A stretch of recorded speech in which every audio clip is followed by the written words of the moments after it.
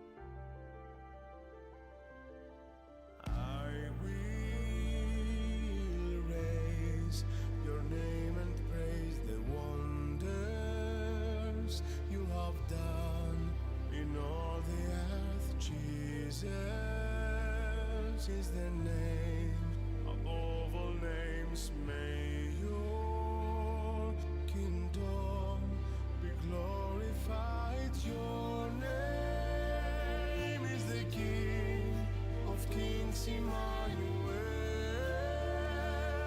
Lord of Lords. Yes, you are Alpha and Omega, resurrection and life, Son of God, the way, the truth. Your name is the King of Kings, Emmanuel, Lord of Lords. Yes, you are Alpha and Omega, resurrection and life, Son of God, the way, the truth.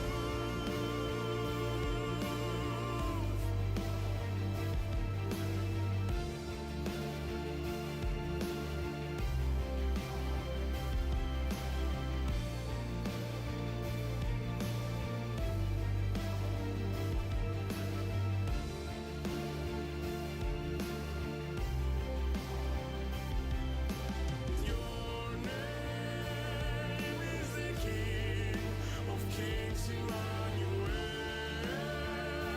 Lord of Lords. Yes, you are Alpha and Omega, resurrection and life, Son of God, King Jesus.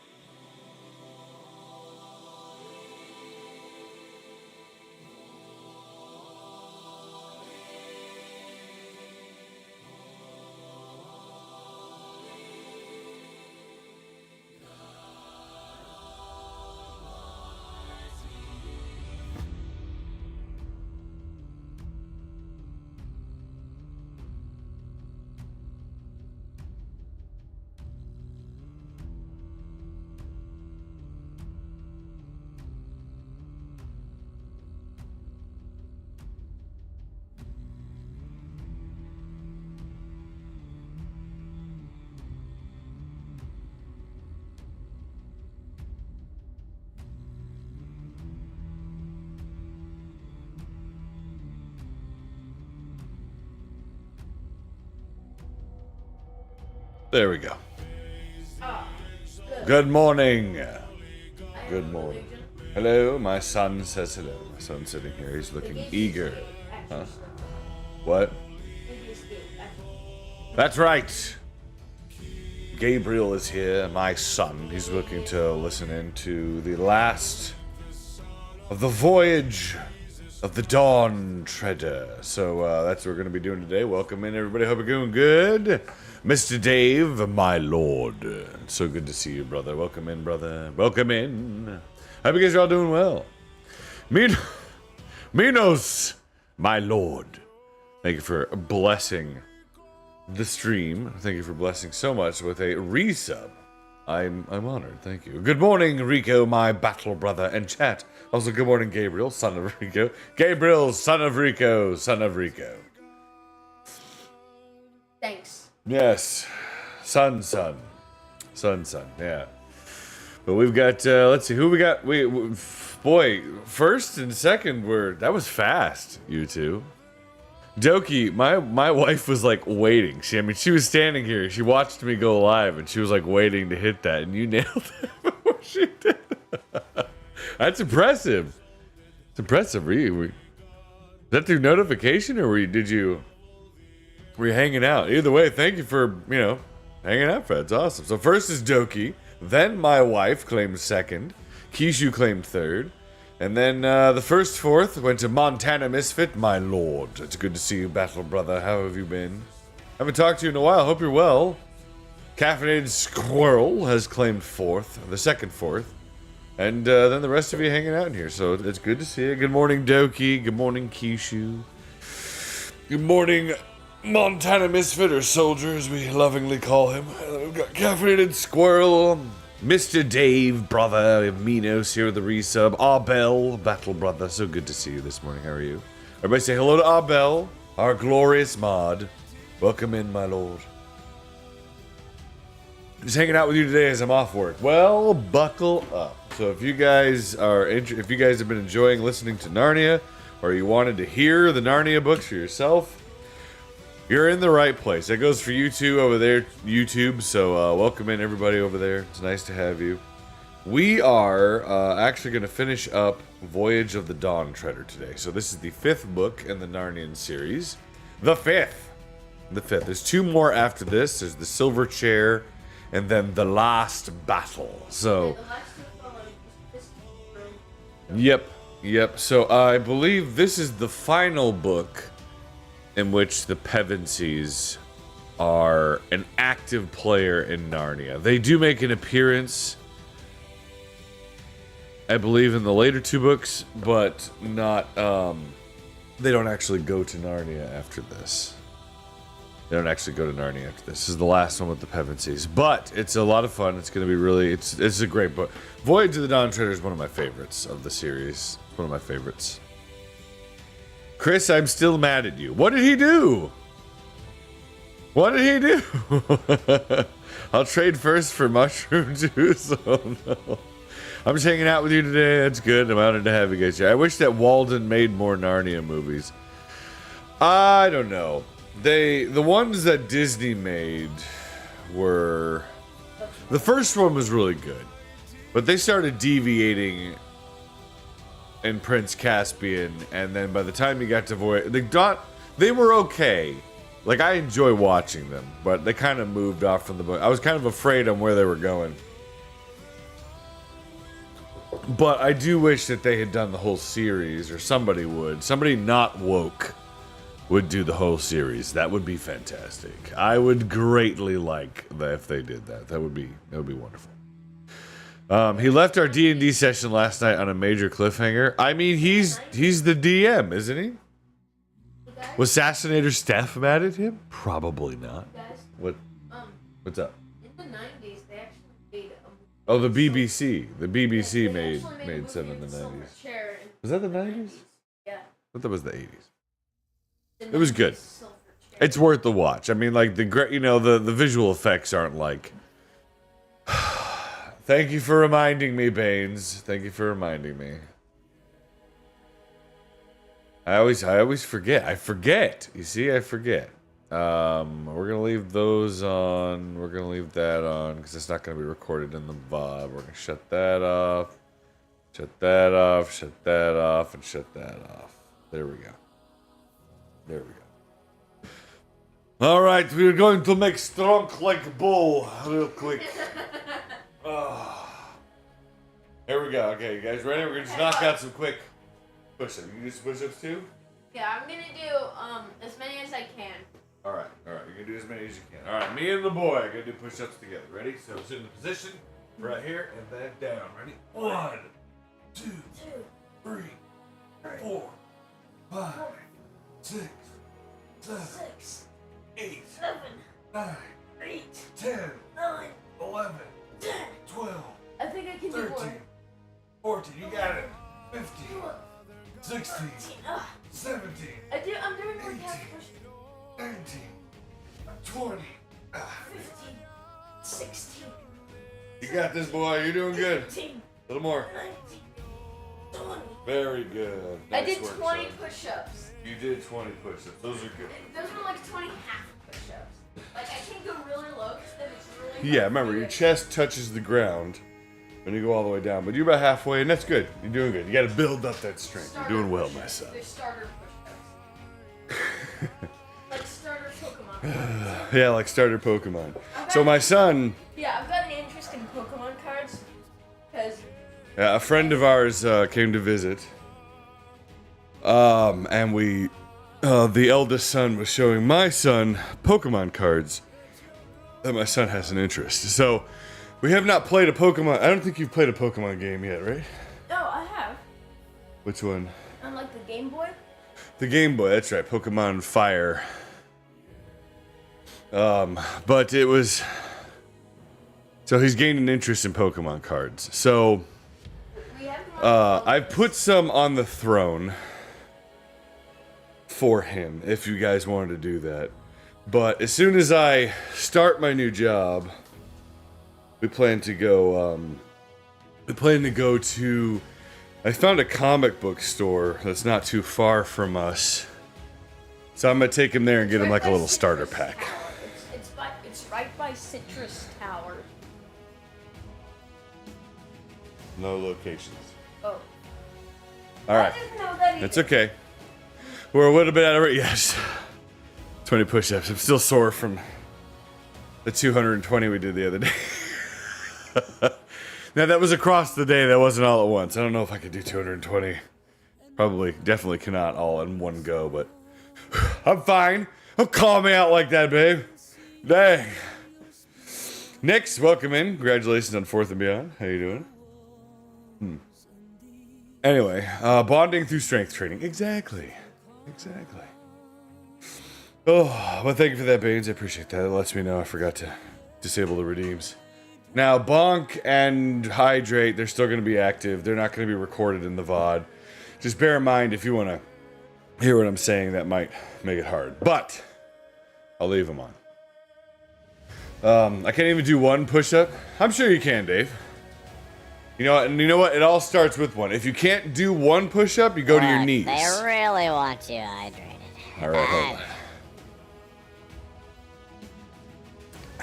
All right. But if you want to start off doing push-ups, you do what they call like half push-ups, where you put your knees on the ground instead of like up on your toes. You do the same motion, it's just with your knees on the deck. So back straight, and then that'll help build up that strength. Do as many of those as you can, and eventually work out to doing one push-up. And so in this case, you'll go to the normal push-up position with your toes and hands, the only thing on the deck. And then you do a push. You do as many of those as you can. Then you drop down to your knees and you do the rest. That'll help get you there. Just do them every morning. Just every morning. Wake up, knock out some push-ups. You'll surpass me in no time. You so strong, you're welcome. That's for you, babe. You and to protect the children. That's exactly what it is. Yeah. I can do girly push-ups on my knees. That's not girly push-ups. Those are just starter push-ups. That's to help build that strength. That's all it is. Sissy push-ups. Totally. No, they're not sissy push-ups. That's disparaging to your brothers and sisters. You have to be uplifting, son. Uplifting. All right? We don't call them girly push-ups, especially to their face. Maybe behind their back, but not to their face. Behind their back. No, we don't do that either. We don't do that either. Anyway, but welcome in, everybody. I hope you guys had a wonderful evening. We played Barrow Trauma last night, which was... We actually did pretty good. I can't hear you through... What? No.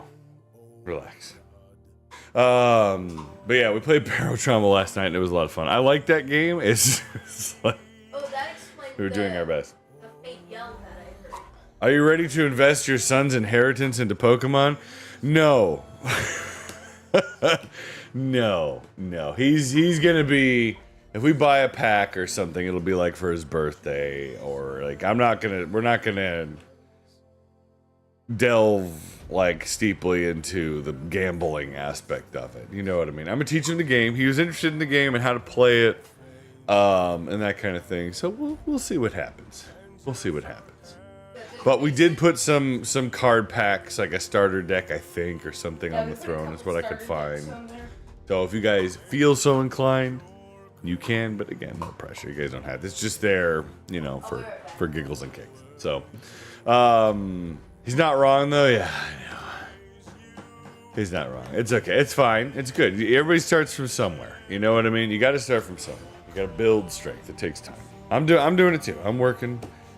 Building strength. I'm lurking, but wanted to give my support. Thank you, Sir Bacon, my lord. I appreciate it. I really do. Oh, let me get the book cover up there. Bam! There it is.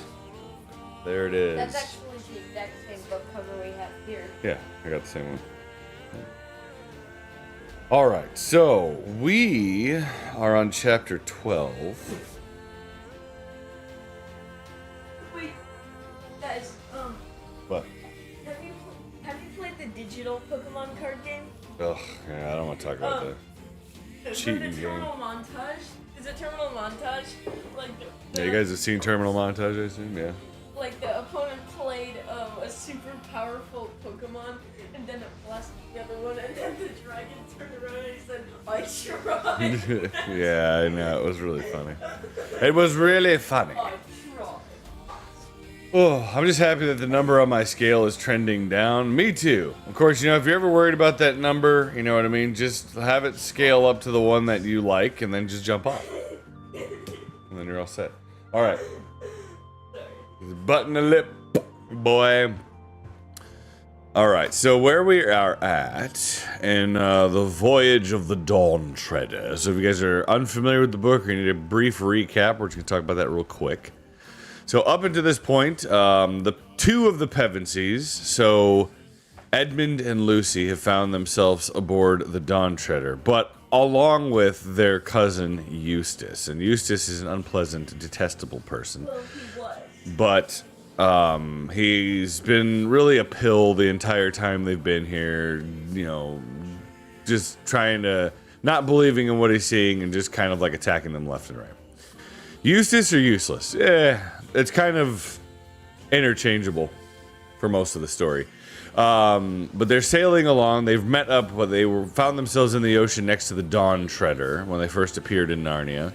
Met up again with their friend King Caspian aboard his new Narnian ship, and they are on their way to the Lonely Islands and beyond, heading to the utter east, hopefully to Aslan's country at the very end goal. But so they stopped in the Lonely Islands. In the end, they are looking for the 7 great lords of Narnia that King Caspian's usurper uncle sent away on a journey to get them out of his hair so that he could claim himself as king. Wait, Eustace? I wonder if the Eustace from C-O-N became the Courage the Cowardly Dog's Eustace. They sound similar. I don't know. I think it's just you know, the Eustace and, I mean, they're both bullies, but the Eustace and Courage the Cowardly Dog, I mean, he was like an old man. Maybe. I don't know. It could have been. Yeah, Chronicles of Narnia. It could have been. I was thinking Courage the Cowardly Dog, and I was like, that's not what that stands for, and it just didn't click. That's not your fault, Minos. My brain. I need to get working out again. This belly's growing. Crunches, push-ups, and then go for a walk. That's all you gotta do, in my opinion. A bike ride, and then of course the rest of the battle is waged in the kitchen. You know, eat right, eat healthy. Drink water, don't drink soda pop. Unless it's Olipop. Olipop's okay. Anyway, so they started exploring different islands. They found one of the Great Lords, the Lord Byrne. They found the Lord Byrne. He was there doing his thing. But the lords were the Lord Byrne, Lord Octesian, Lord Restamar, Lord Roop, Lord Mavramorn, Lord Revillion, and Lord Argos. So far, they found Byrne, who is still alive, and they named him Duke of the Lonely Islands and reclaimed those from a corrupt slave trading governor. They found the body, or what they believe was Lord Octesian, having turned into. They believe he was turned into a dragon on Dragon Island, which is where Eustace himself became cursed and turned into a dragon. But Aslan freed him from that and saved him, and so Eustace started becoming a better person after that. So he's less detestable now. He's actually showing bravery and concern for others, and trying to be nice, but it's a difficult unlearning behavior. But he's working on it. And then they found the body of Lord Restamar turned to solid gold at the bottom of a lake that turns anything that goes into it into gold, which they named that island Death Island because of it, and left. So the only lords that are unaccounted for now are Lord Roop, Mavromorn, Revillion, and Argos. So they've left Deathwater Island. They wound up finally going to an island. Well, yeah, they ran into a sea serpent too, but they wound up going to an island with a magician who was leading or carrying over a bunch of creatures called Dufflepuds, and they were single-footed dwarves that were, the Duffers, and Then they got mixed up their name and yes, thank you. And so now they've left that island, and they're sailing on. So chapter 12 is where we'll be picking up today, and we'll be reading on to the end of the book. So I hope you guys are ready for this. It's a great story. I think the ending is really good as well. And we'll see what happens. Lurk in for convention setup. All right, cool. Good to go. Thank you for the lurk. All you got to do is throw a rope into the water and get the Duke out. You got a golden Duke and golden rope. It's a win. Well, remember, Minos, gold is heavy. You know what I mean? So if you throw the rope in there, it is now solid gold. And so is a gigantic man-sized statue made of gold. And then, you're not likely getting that out easily. Like, gold's soft metal, but it's also very heavy. It's very dense. Plus, So if you try to reach gold to grab it, you could turn. yeah, so you can't touch it.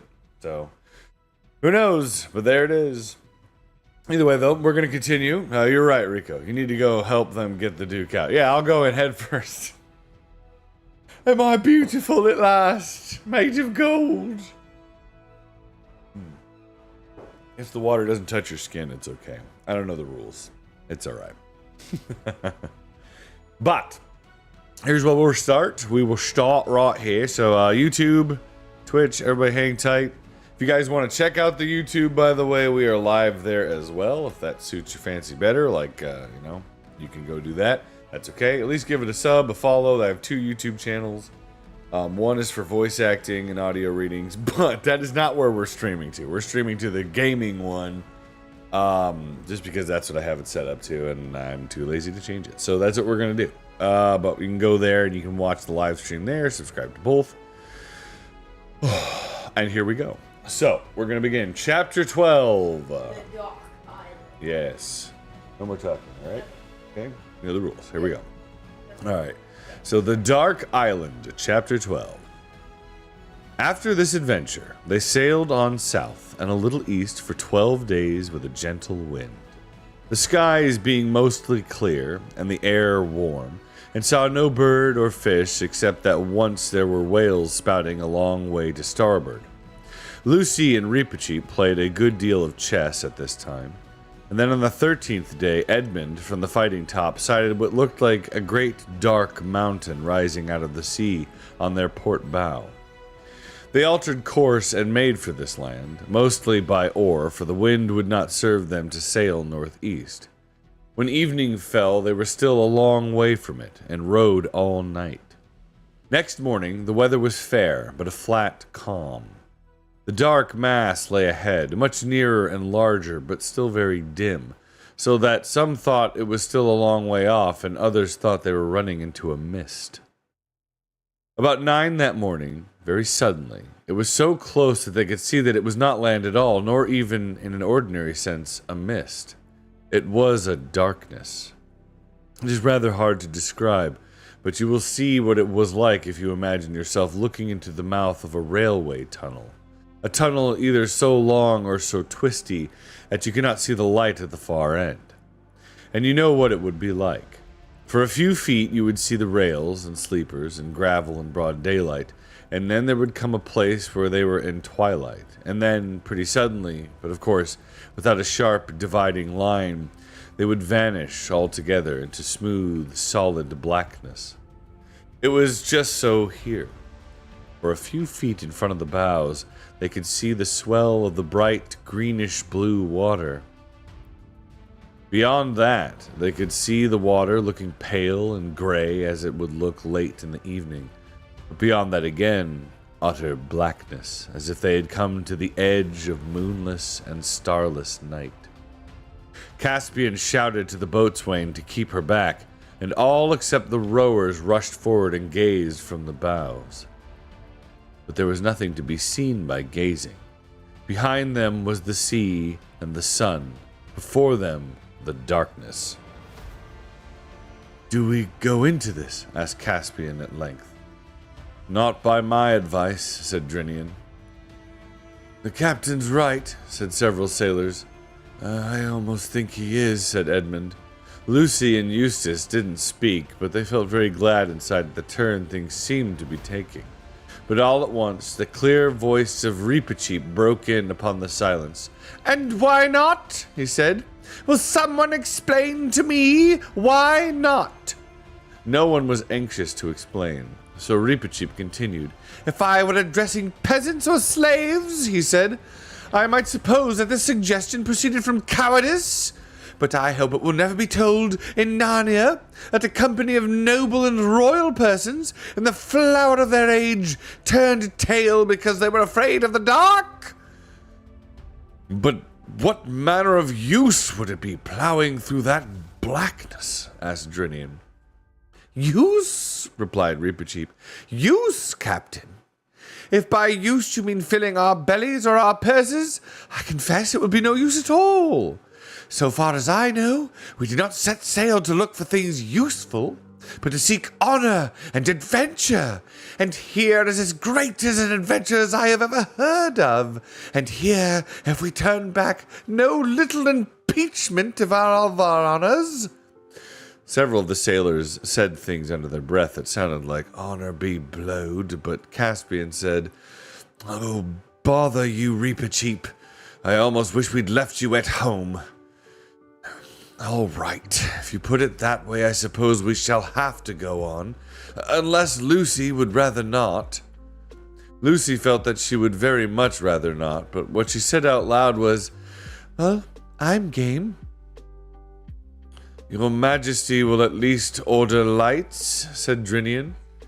"By all means," said Caspian. "See to it, Captain." So the 3 lanterns at the stern and the prow and the mast head were all lit, and Drinian ordered 2 torches amidship. Pale and feeble they looked in the sunshine. Then all the men, except some who were left below at the oars, were ordered on deck and fully armed and posted in their battle stations with swords drawn. Lucy and 2 archers were posted on the fighting top with bows bent and arrows on the string. Rheinelf was in with the bows with his line, ready to take soundings, and Reepicheep, Edmund, Eustace, and Caspian, glittering in mail, were with him. Drinian took the tiller. "And now, in Aslan's name, forward!" cried Caspian. "A slow, steady stroke, and let every man be silent and keep his ears open for orders."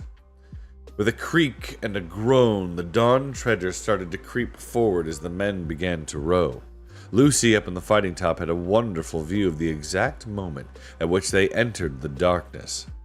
The bows had already disappeared before the sunlight had left the stern.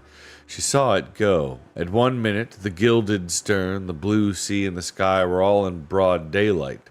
Next minute, the sea and sky had vanished. The The stern lantern, which had been hardly noticeable before, was the only thing to show where the ship ended. In front of the lantern, she could see the black shape of Drinian crouching at the tiller. Down below her, the two torches made visible two small patches of deck and gleamed on swords and helmets. Then forward, there was another island of light on the forecastle. Apart from that, the fighting top, lit by the masthead light, which was only just above her, seemed to be a little lighted world of its own floating in lonely darkness. At the lights themselves, as always happened with lights when you have to have them at the wrong time of day, looked lurid and unnatural. She also noticed that she was very cold. How long this voyage into the darkness lasted, nobody knew. Except for the creak of the rowlocks and the splash of the oars, there was nothing to show that they were moving at all. Edmund, peering from the bows, could see nothing except the reflection of the lantern in the water before him. It looked a greasy sort of reflection, and the ripple made by their advancing prow appeared to be heavy, small, and lifeless. As time went on, everyone except the rowers began to shiver with cold.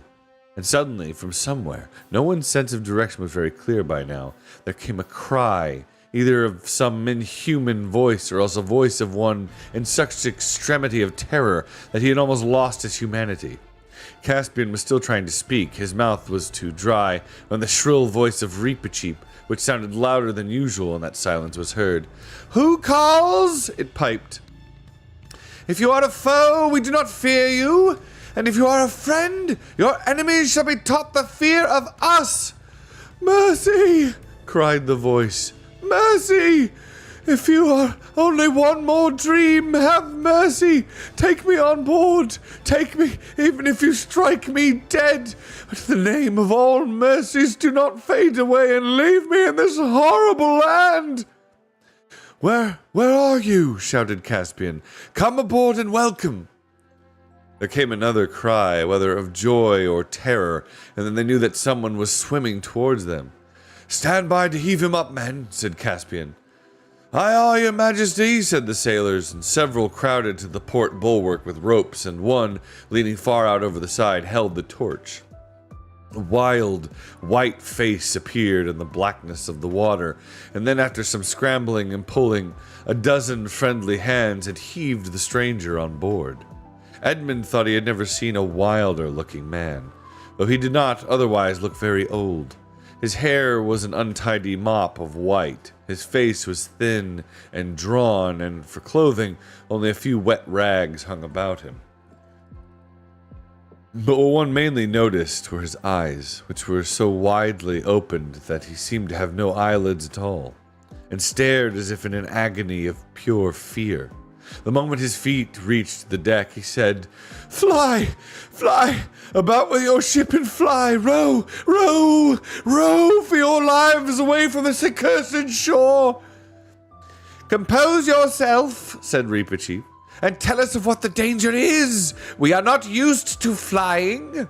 The stranger started horribly at the voice of the mouse, which he had not noticed before. "Nevertheless, you will fly from here," he gasped. "This is the island where dreams come true." "That's the island I've been looking for this long time," said one of the sailors. "I reckon I'd find I was married to Nancy if we landed here." "Oh, and I'd find Tom alive again," said another. "Fools," said the man, stamping his foot with rage. "That is the sort of talk that brought me here. I'd better have been drowned or never born. Do you hear what I say? This is where dreams, do you understand? Come to life, come real, not daydreams. Dreams." There was about half a minute's silence. And then with a great clatter of armor, the whole crew were tumbling down the main hatch as quick as they could and flinging themselves on the oars to row as they had never rowed before. And Drinian was swinging round the tiller, and the boatswain was giving out the quickest stroke that he had ever heard at sea. For it had taken everyone just that half minute to remember certain dreams they had had. Dreams that make you afraid of going to sleep again, and to realize what it would mean to land on a country where dreams come true. Only Reepicheep remained unmoved. Your Majesty! Your Majesty! He said. Are you going to tolerate this mutiny? This poltroonery? Is this a panic? Is this a rout? Row! Row! Bellowed Caspian. Pull for all our lives! Is her head right, Drinian? You can say what you like, Reepicheep. There are some things no man can face. It is then my good fortune not to be a man, replied Reepicheep in a very stiff bow. Lucy, from up aloft, had heard it all. In an instant, that one of her own dreams, which she had tried hardest to forget, came back to her as vividly as she had only just awoken from it. So that was what was behind them, on the island, in the darkness. For a second, she wanted to go down to the deck and be with Edmund and Caspian, but what was the use? If dreams began coming true, Edmund and Caspian themselves might turn into something horrible just as she reached them. She gripped the rail of the fighting top and tried to steady herself. They were rowing back to the light as hard as they could. It would be all right in a few seconds, but oh, if only it could be all right now. Though the rowing made a good deal of noise, it did not quite conceal the total silence which surrounded the ship. Everyone knew it would be better not to listen, not to strain his ears for any second from the darkness, but no one could help listening, and soon everyone was hearing things. Each one heard something different. Do you hear a noise like a huge pair of scissors opening and shutting over there? Eustace asked Rheinelf. Hush, said Rheinelf. I can hear them crawling up the sides of the ship. I was just going to settle on the mast, said Caspian. Oh, said a sailor. There are the gongs beginning. I knew they would. Caspian, trying not to look at anything, especially not to keep looking behind him, went after Drinian. Drinian, he said in a very low voice, how long did we take rowing in? Rowing to where we picked up the stranger. 5 minutes, perhaps, whispered Drinian. Why? Because we've been more than that already trying to get out. Drinian's hand shook on the tiller, and a line of cold sweat ran down his face. Please just hydrate. The same idea was occurring to everyone on board. We shall never get out. Never get out, moaned the rowers. He's steering us wrong. We're going round and round in circles. We shall never get out. The stranger, who had been lying in a huddled heap on the deck, sat up and burst out into a horrible screaming laugh. Never get out, he yelled. That's it, of course. We shall never get out. What a fool. I was to have thought that they would let me go so easily as that. No, we shall never get out. Lucy leaned her head on the edge of the fighting top and whispered, Aslan, if ever you loved us at all, send us help now. The darkness did not grow any less, but she began to feel a very, very little better. After all, nothing has really happened to us yet, she thought. Look, cried Rheinelf's voice hoarsely from the bows. There was a tiny speck of light ahead, and while they watched, a broad beam of light fell from it upon the ship. It did not alter the surrounding darkness, but the whole ship was lit up as if by searchlight. Caspian blinked, stared round, saw the faces of his companions, all with wild, fixed expressions. Everyone was staring in the same direction. Behind everyone lay his black, sharply edged shadow. Lucy looked along the beam and presently saw something in it. At first it looked like a cross, and then looked like an airplane. Then looked like a kite, and at last, with a whirring of wings, it was right overhead and was an albatross. It circled 3 times round the mast and then perched for an instant on the crest of the gilded dragon at the prow. It called out in a strong, sweet voice what seemed to be words, though no one understood them. After that, it spread its wings, rose, and began to fly slowly ahead, bearing a little to starboard. Drinian steered after it, not doubting that it offered good guidance. But no one except Lucy knew that, as it circled the mast, it had whispered to her, Courage, dear heart. and the voice she felt sure was Aslan's, and with the voice a delicious smell breathed in her face. In a few moments, the darkness turned into a grayness ahead, and then, almost before they dared to begin hoping, they had shot out into the sunlight and were in the warm, blue world again. And all at once, everyone realized that there was nothing to be afraid of, and never had been. They blinked their eyes and looked about them. The brightness of the ship herself astonished them. They had half expected to find that the darkness would cling to the white, and the green and the gold in the form of some grime or scum. And then first one, and then another, began laughing. I reckon we've made pretty good fools of ourselves, said Rhine-Elf. Lucy lost no time in coming down to the deck, where she found the others all gathered round the newcomer. For a long time he was too happy to speak, and could only gaze at the sea and the sun, and feel the bulwarks and the ropes as if to make sure he was really awake, while tears rolled down his cheeks. "Thank you," he said at last. "You've saved me from... But I won't talk about that. Now tell me who you are. I am a Telmarine of Narnia, but I was worth anything, men called me the Lord Roop. And I, said Caspian, am Caspian, king of Narnia. I sailed to find you and your companions who are my father's friends." Lord Roop fell on his knees and kissed the king's hand. "Sire," he said, "you are the man in all the world I most wish to see. Grant me a boon." "What is it?" asked Caspian. Never to bring me back there," he said. He pointed astern. They all looked, but they saw only bright blue sky and sea blue as the ocean. The dark island and the darkness had vanished forever. "Why," cried Lord Roop, "you've destroyed it." "I don't think it was us," said Lucy. "Sire," said Drinian, "this wind is fair for the southeast. Shall I have our poor fellows up and set sail?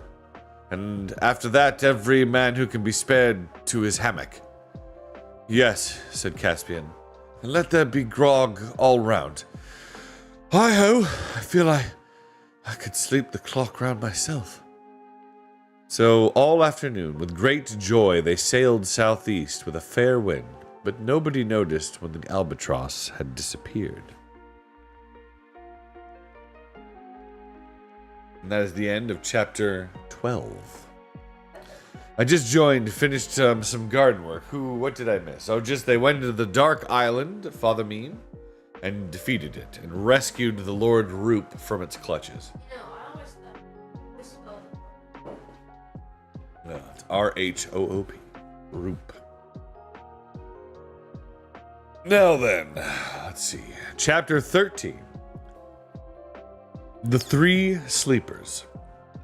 The wind never failed, but it grew gentler every day, till at length the waves were little more than ripples, and the ship glided on, hour after hour, almost as if they were sailing on a lake. And every night they saw that there rose in the east new constellations which no one had ever seen in Narnia, and perhaps, as Lucy thought, with a mixture of joy and fear, no living eye had seen at all. Those new stars were big and bright, and the nights were warm. Most of them slept on deck and talked far into the night or hung over the ship's side, watching the luminous dance of the foam thrown up by their bows. On an evening of startling beauty, when the sunset behind them was so crimson and purple and widely spread that the very sky itself seemed to have grown larger, they came in sight of land on their starboard bow. It came slowly nearer, and the light behind them made it look as if the capes and headlands of this new country were all on fire. But presently they were sailing along its coast, and its western cape now rose up astern of them, black against the red sky and sharp as if it was cut out of cardboard. And then they could see better what this country was like. It had no mountains, but many gentle hills with slopes like pillows. An attractive smell came from it, what Lucy called a dim purple kind of smell, which Edmund said and Rance thought was rot, but Caspian said, "I know what you mean." They sailed on a good way, past point after point, hoping to find a nice deep harbor, but had to content themselves in the end with a wide and shallow bay. Though it had seemed calm out at sea, there was of course surf breaking on the sand, and they could not bring the Dawn Treader as far in as they would have liked. They dropped anchor a good way from the beach, and had a wet and tumbling landing in the boat. The Lord Roop remained on board the Dawn Treader. He wished to see no more islands. All the time that they remained in this country, the sound of the long breakers was in their ears. 2 men were left to guard the boat, and Caspian led the others inland, but not far because it was too late for exploring, and the light was soon gone. But there was no need to go far to find an adventure. The level valley, which lay at the head of the bay, showed no road or track or other sign of habitation. Underfoot was fine, springy turf dotted here and there with a low, bushy growth, which Edmund and Lucy took for heather. Eustace, who was really rather good at botany, said it wasn't, and he was probably right, but it was something of very much the same kind. When they had gone less than a bow shot from the shore, Drinian said, "Look, what's that?" And everyone stopped. "Are they great trees?" said Caspian. "Towers, I think," said Eustace. "It might be giants," said Edmund in a lower voice. "The way to find out is to go right in among them," said Reepicheep, drawing his sword and pattering off ahead of everyone else. "I think it's a ruin," said Lucy when they had got a good deal nearer. And her guess was the best so far.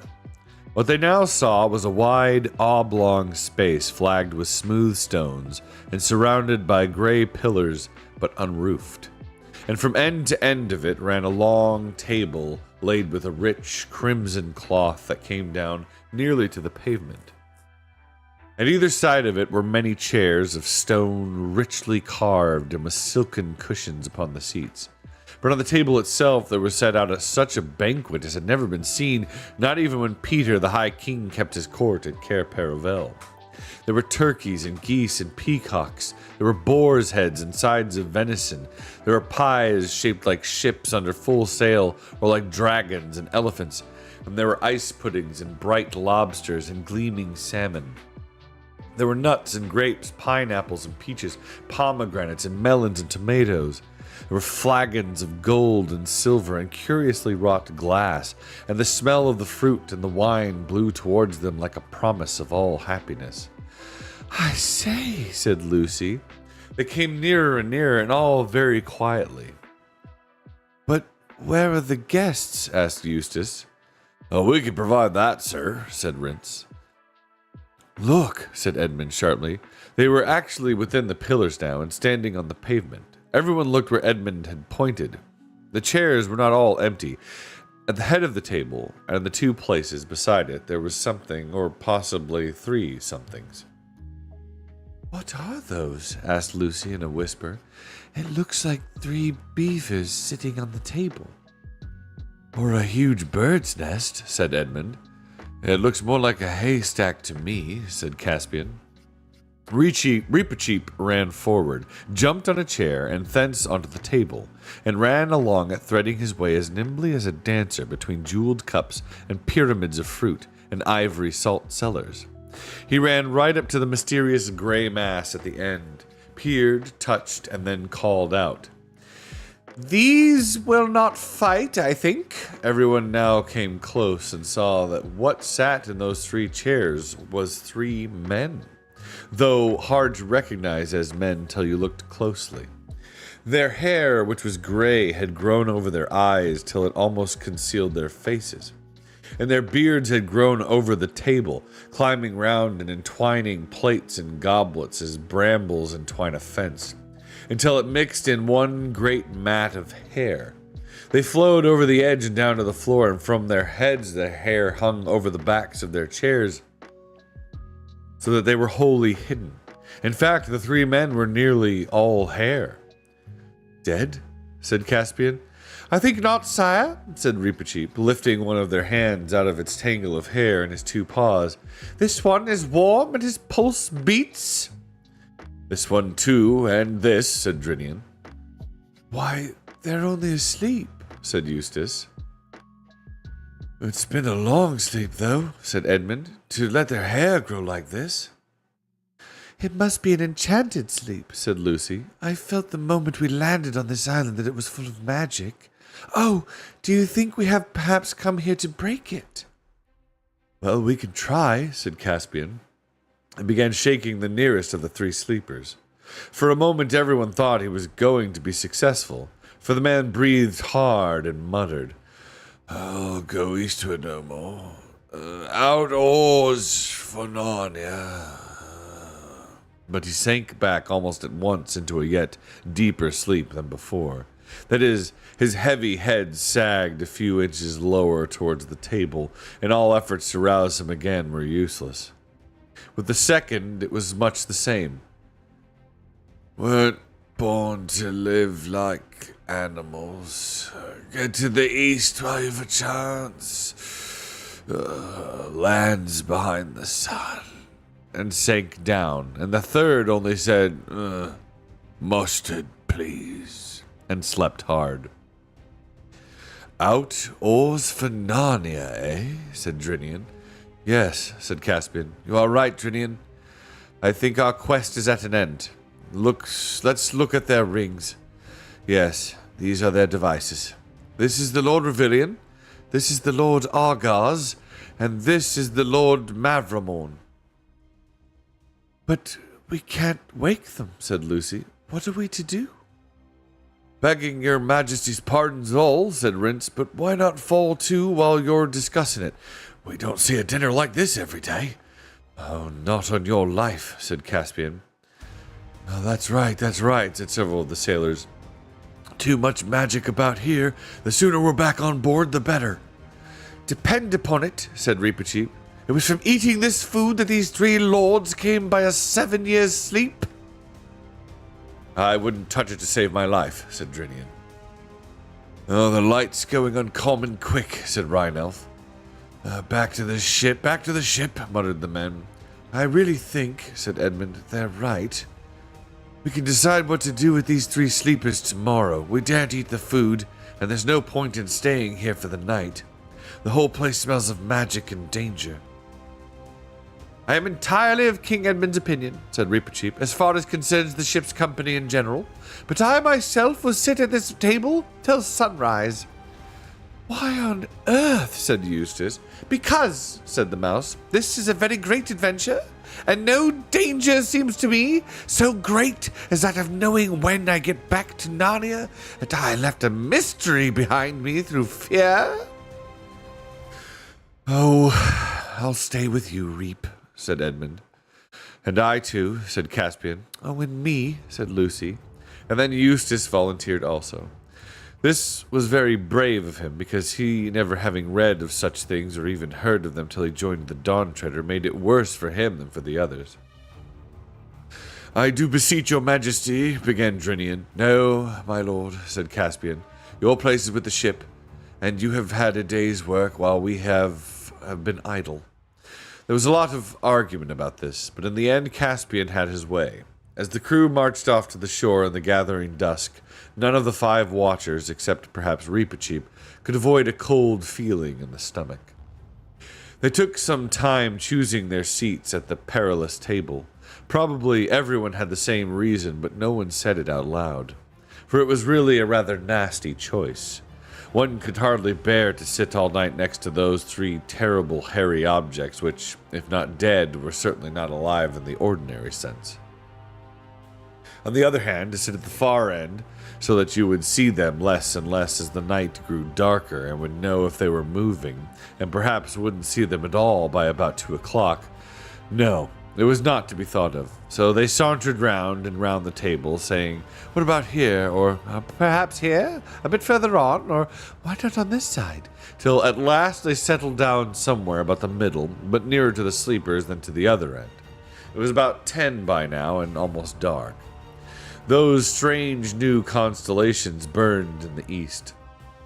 Lucy would have liked it better if they had been the leopard and the ship, and other old friends of the Narnian sky. They wrapped themselves in their sea cloaks and sat still and waited. At first, there was some attempt at talk, but it didn't come to much. And they sat and sat. And all the time, they heard the waves breaking on the beach. After hours that seemed like ages, there came a moment when they all knew they had been dozing a moment before, but were all suddenly wide awake. The stars were all in quite different positions from those they had last noticed. The sky was very black, except for the faintest possible grayness in the east. They were cold, though thirsty and stiff, and none of them spoke because now at last something was happening. Before them, beyond the pillars, there was the slope of a low hill, and now a door opened in the hillside, and light appeared in the doorway, and a figure came out, and the door shut behind it. The figure carried a light, and this light was really all that they could see distinctly. It came slowly nearer and nearer, till at last it stood right at the table opposite to them. Now they could see that it was a tall girl, dressed in a single long garment of clear blue which left her arms bare. She was bareheaded, and her yellow hair hung down her back. And when they looked at her, they thought they had never before known what beauty meant. The light which she had been carrying was a tall candle and a silver candlestick, which she now set upon the table. If there had been any wind off the sea earlier in the night, it must have died down by now, for the flame of the candle burned as straight and still as if it were in a room with the windows shut and the curtains drawn. Gold and silver on the table shone in its light. Lucy now noticed something lying lengthwise on the table, which had escaped her attention before. It was a knife of stone, sharp as steel, a cruel-looking, ancient thing. No one had yet spoken a word, and then Reepicheep first and Caspian next. They all rose to their feet because they felt that she was a great lady. "Travelers who have come from far to Aslan's table," said the girl, "why do you not eat and drink?" "Madam," said Caspian, "we feared the food because we thought it had cast our friends into an enchanted sleep." "They have never tasted it," she said. "Please," said Lucy, "what happened to them?" 7 years ago," said the girl, "they came here in a ship whose sails were rags and her timbers ready to fall apart. There were a few others with them, sailors, and when they came to this table, one said, 'Here is the good place. Let us set sail and reef sail and row no longer, but sit down and end our days in peace.' And the second said, 'No, let us re-embark and sail for Narnia and the West. It may be that Miraz is dead.' But the third, who is a very masterful man, leapt up and said, 'No, by heaven! We are men and Telmarines, not brutes. What should we do but seek adventure after adventure? We have not long to live in any event. Let us spend what is left in seeking the unpeopled world behind the sunrise.' And as they quarreled, he caught up the knife of stone which lies there on the table, and would have fought with his comrades, but it is a thing not right for him to touch. And as his fingers closed upon the hilt, deep sleep fell upon all three, and till the enchantment is undone, they will never wake." "What is this knife of stone?" asked Eustace. "Do none of you know it?" said the girl. I think I do," said Lucy. "I've seen something like it before. It was a knife like it that the White Witch used when she killed Aslan at the stone table long ago." "It is the same," said the girl, "and it was brought here to be kept in honor while the world lasts." Edmund, who had been looking more and more uncomfortable for the last few minutes, now spoke. "Look here," he said. "I hope I'm not a coward about eating this food. And I'm sure I don't mean to be rude, but we have had a lot of queer adventures on this voyage of ours, and things aren't always what they seem. When I look in your face, I can't help believing all you say, but then that's just what might happen with a witch, too. How are we to know you're a friend? You can't know, said the girl. You can only believe or not. After a moment's pause, Reepicheep, small voice was heard. Sire, he said to Caspian, of your courtesy, fill my cup with wine from that flagon. It is too big for me to lift. I will drink to the lady. Caspian obeyed, and the mouse, standing on the table, held up a golden cup between its tiny paws and said, Lady, I pledge you. And then it fell to on Cold Peacock, and in a short while everyone else followed his example. All were very hungry, and the meal, if not quite what you wanted for a very early breakfast, was excellent as a very late supper. Why is it called Aslan's table? Asked Lucy presently. It is here by his bidding, said the girl, for those who come so far. Some call this island the world's end, for though you can sail further, this is the beginning of the end. But how does the food keep? Asked practical Eustace. Oh, it is eaten and renewed every day, said the girl. This you will see. And what are we to do about the sleepers? Asked Caspian. In the world from which my friends come, here he nodded at Eustace and the Pevensies, they have a story of a prince or a king coming to a castle where all the people lay in enchanted sleep. In that story he could not dissolve the enchantment until he had kissed the princess. But here, said the girl, it is different. Here he cannot kiss the princess till he has dissolved the enchantment. Then, said Caspian, in the name of Aslan, show me how to set about that work at once. My father will teach you that, said the girl. Your father, said everyone. Who is he, and where? Look, said the girl, turning round and pointing at the door in the hillside. They could see it more clearly now, for while they had been talking, the stars had grown fainter, and great gaps of white light were appearing in the grayness of the eastern sky.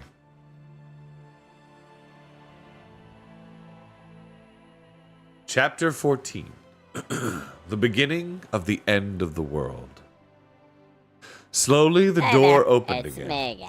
You should drink some water. Thank you, Utter Chaos. Wait, Otter Chaos. And flying to Charon. Congratulations on 4th and Beyond. It's good to see you, Baptist sister. Welcome in. I remember this part. That's a good play on word. Yeah, Otter Chaos. Yeah. So, Chapter 14. The beginning of the end of the world. Slowly the door opened again, and out there came a figure as tall and straight as the girl's, but not so slender. It carried no light, but light seemed to come from it. As it came nearer, Lucy saw that it was like an old man. His silver beard came down to his bare feet in front, and his silver hair hung down to his heels behind, and his robe appeared to be made from the fleece of silver sheep. He looked so mild and grave that once more all the travelers rose to their feet and stood in silence. But the old man came on without speaking to the travelers and stood on the other side of the table opposite to his daughter. Then both of them held up their arms before them and turned to face the east. In that position they began to sing. I wish I could write down the song, but no one who was present could remember it.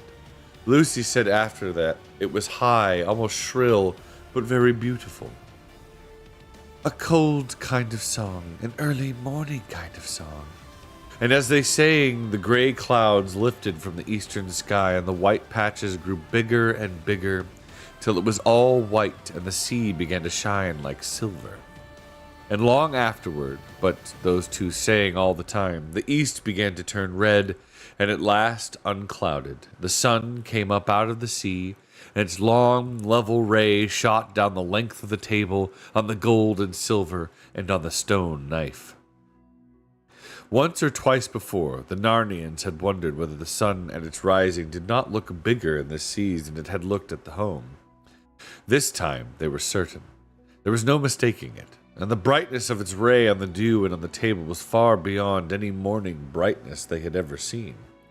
And as Edmund said afterward, though lots of things happened on that trip which sound more exciting, that moment was really the most exciting. For now they knew that they had truly come to the beginning of the end of the world. Then something seemed to be flying at them out of the very center of the rising sun, but of course no one could look steadily in that direction to make sure. Presently the air became full of voices, voices which took up the same song that the lady and her father were singing, but in far wilder tones and in a language which no one knew. And soon after that the owners of these voices could be seen. They were birds, large and white, and they came by hundreds and thousands and alighted on everything. On the grass, on the pavement, on the table, on your shoulders, your hands and your head, till it looked as if heavy snow had fallen. For, like snow, they not only made everything white, but blurred and blunted all shapes.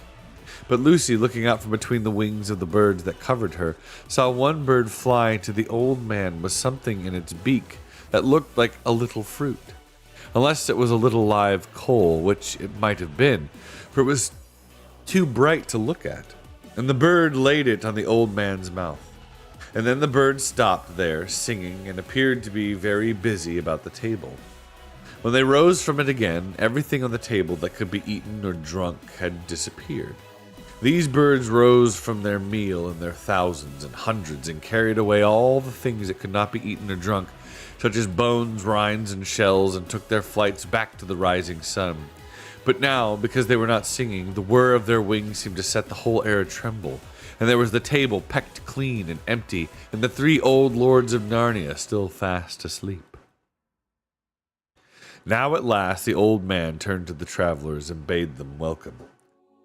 "Sir," said Caspian, "will you tell us how to undo the enchantment which holds these 3 Narnian lords asleep?"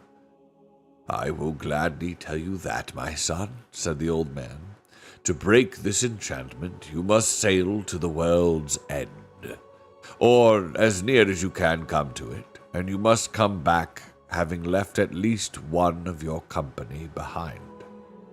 "And what must happen to that one?" asked Reepicheep. "He must go on into the utter east and never return into the world." "That is my heart's desire," said Reepicheep. "And are we near the world's end now, sir?" said Caspian. "Have you any knowledge of the seas and the lands further east than this?" "I saw them long ago," said the old man, "but it was from a great height. I cannot tell you such things as sailors need to know." "Do you mean you were flying in the air?" Eustace blurted out. "I was a long way above the air, my son," replied the old man. "I am Ramandu. But I see that you stare at one another and have not heard this name, and no wonder, for the days when I was a star had ceased long before any of you knew this world, and all the constellations have changed." "Golly," said Edmund under his breath, "he's a retired star." "Aren't you a star any longer?" asked Lucy. "I am a star at rest, my daughter," answered Ramandu. "When I set for the last time, decrepit and old beyond all that you can reckon, I was carried to this island. I am not so old now as I was then. Every morning a bird brings me a fireberry from the valleys in the sun, and each fireberry takes away a little of my age. And when I have become as young as the child that was born yesterday, then I shall take my rising again. For we are at the earth's eastern rim, and once more tread the great dance." "In our world," said Eustace, "a star is a huge ball of flaming gas." "Even in your world, my son, that is not what a star is, but only what it is made of. And in this world you have already met a star, for I think you have been with Koriakan." "Is he a retired star too?" said Lucy. "Well, not quite the same," said Ramandu. "It was not quite as a rest that he was set to govern the Duffers. You might call it a punishment." He might have shone for thousands of years more in the southern sky if all had gone well. What did he do, sir? Asked Caspian. My son, said Ramondu. It is not for you, a son of Adam, to know what faults a star can commit. But, come, we waste time in such talk. Are you yet resolved? Will you sail further east and come again, leaving one to return no more and so break the enchantment? Or will you sail westward? Surely, sire, said Reepicheep, there is no question about that. It is very plainly part of our quest to rescue these 3 lords from enchantment. I think the same as you, Reepicheep, replied Caspian. And even if it were not so, it would break my heart not to go as near to the world's end as the Dawn Treader will take us. But I am thinking of the crew. They signed on to seek the 7 lords, not to reach the rim of the earth. If we sail east from here, we sail to find the edge, the utter east, and no one knows how far it is.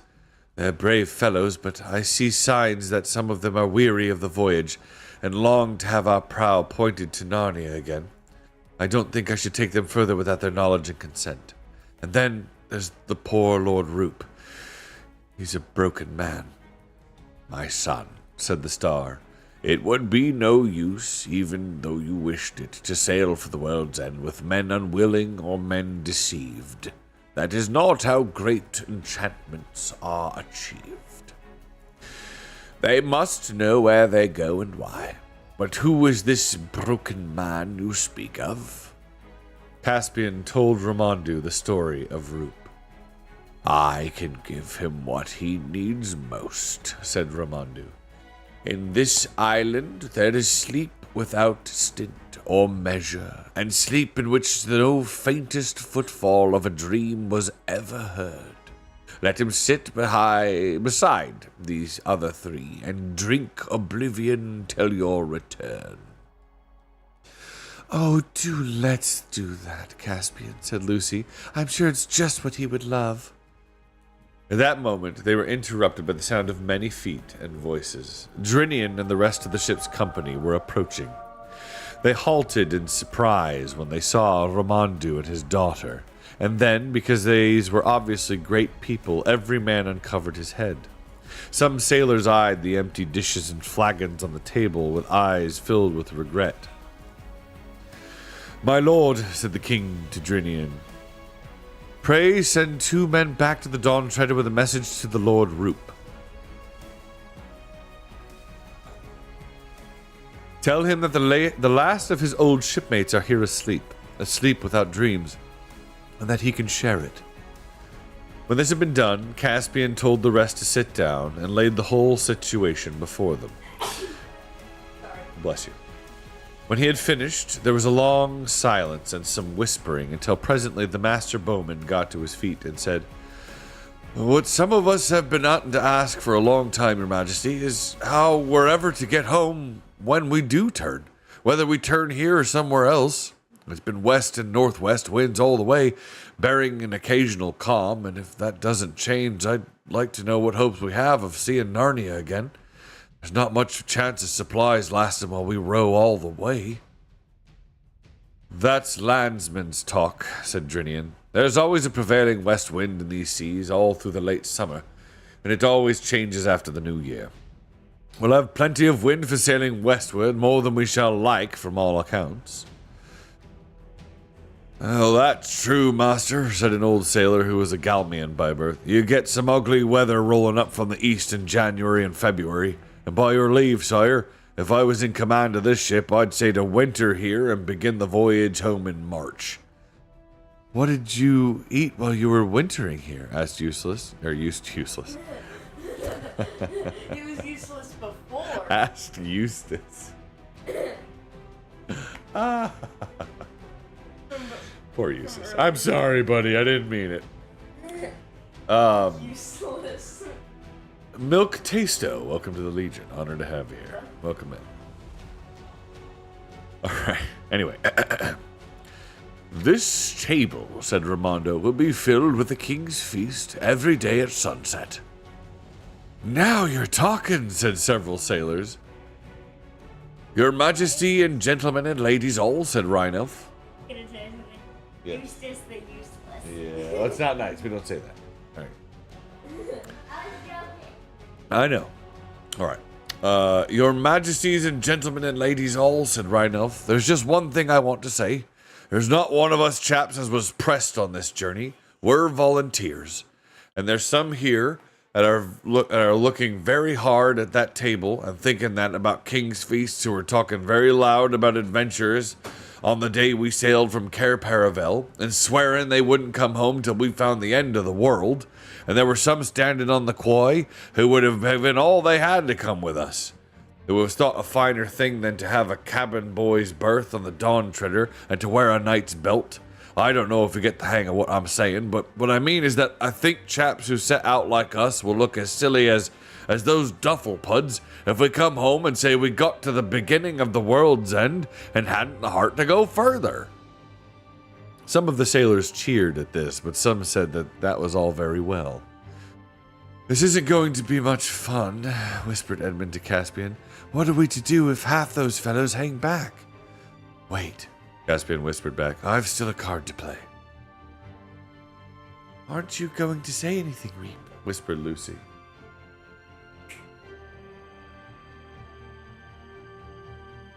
No. Why should your majesty expect it? Answered Reepicheep in a voice that most people heard. My own plans are made. While I sail east in the Dawn Treader. When she fails me, I paddle east in my coracle. And when she sinks, I shall swim east with my 4 paws.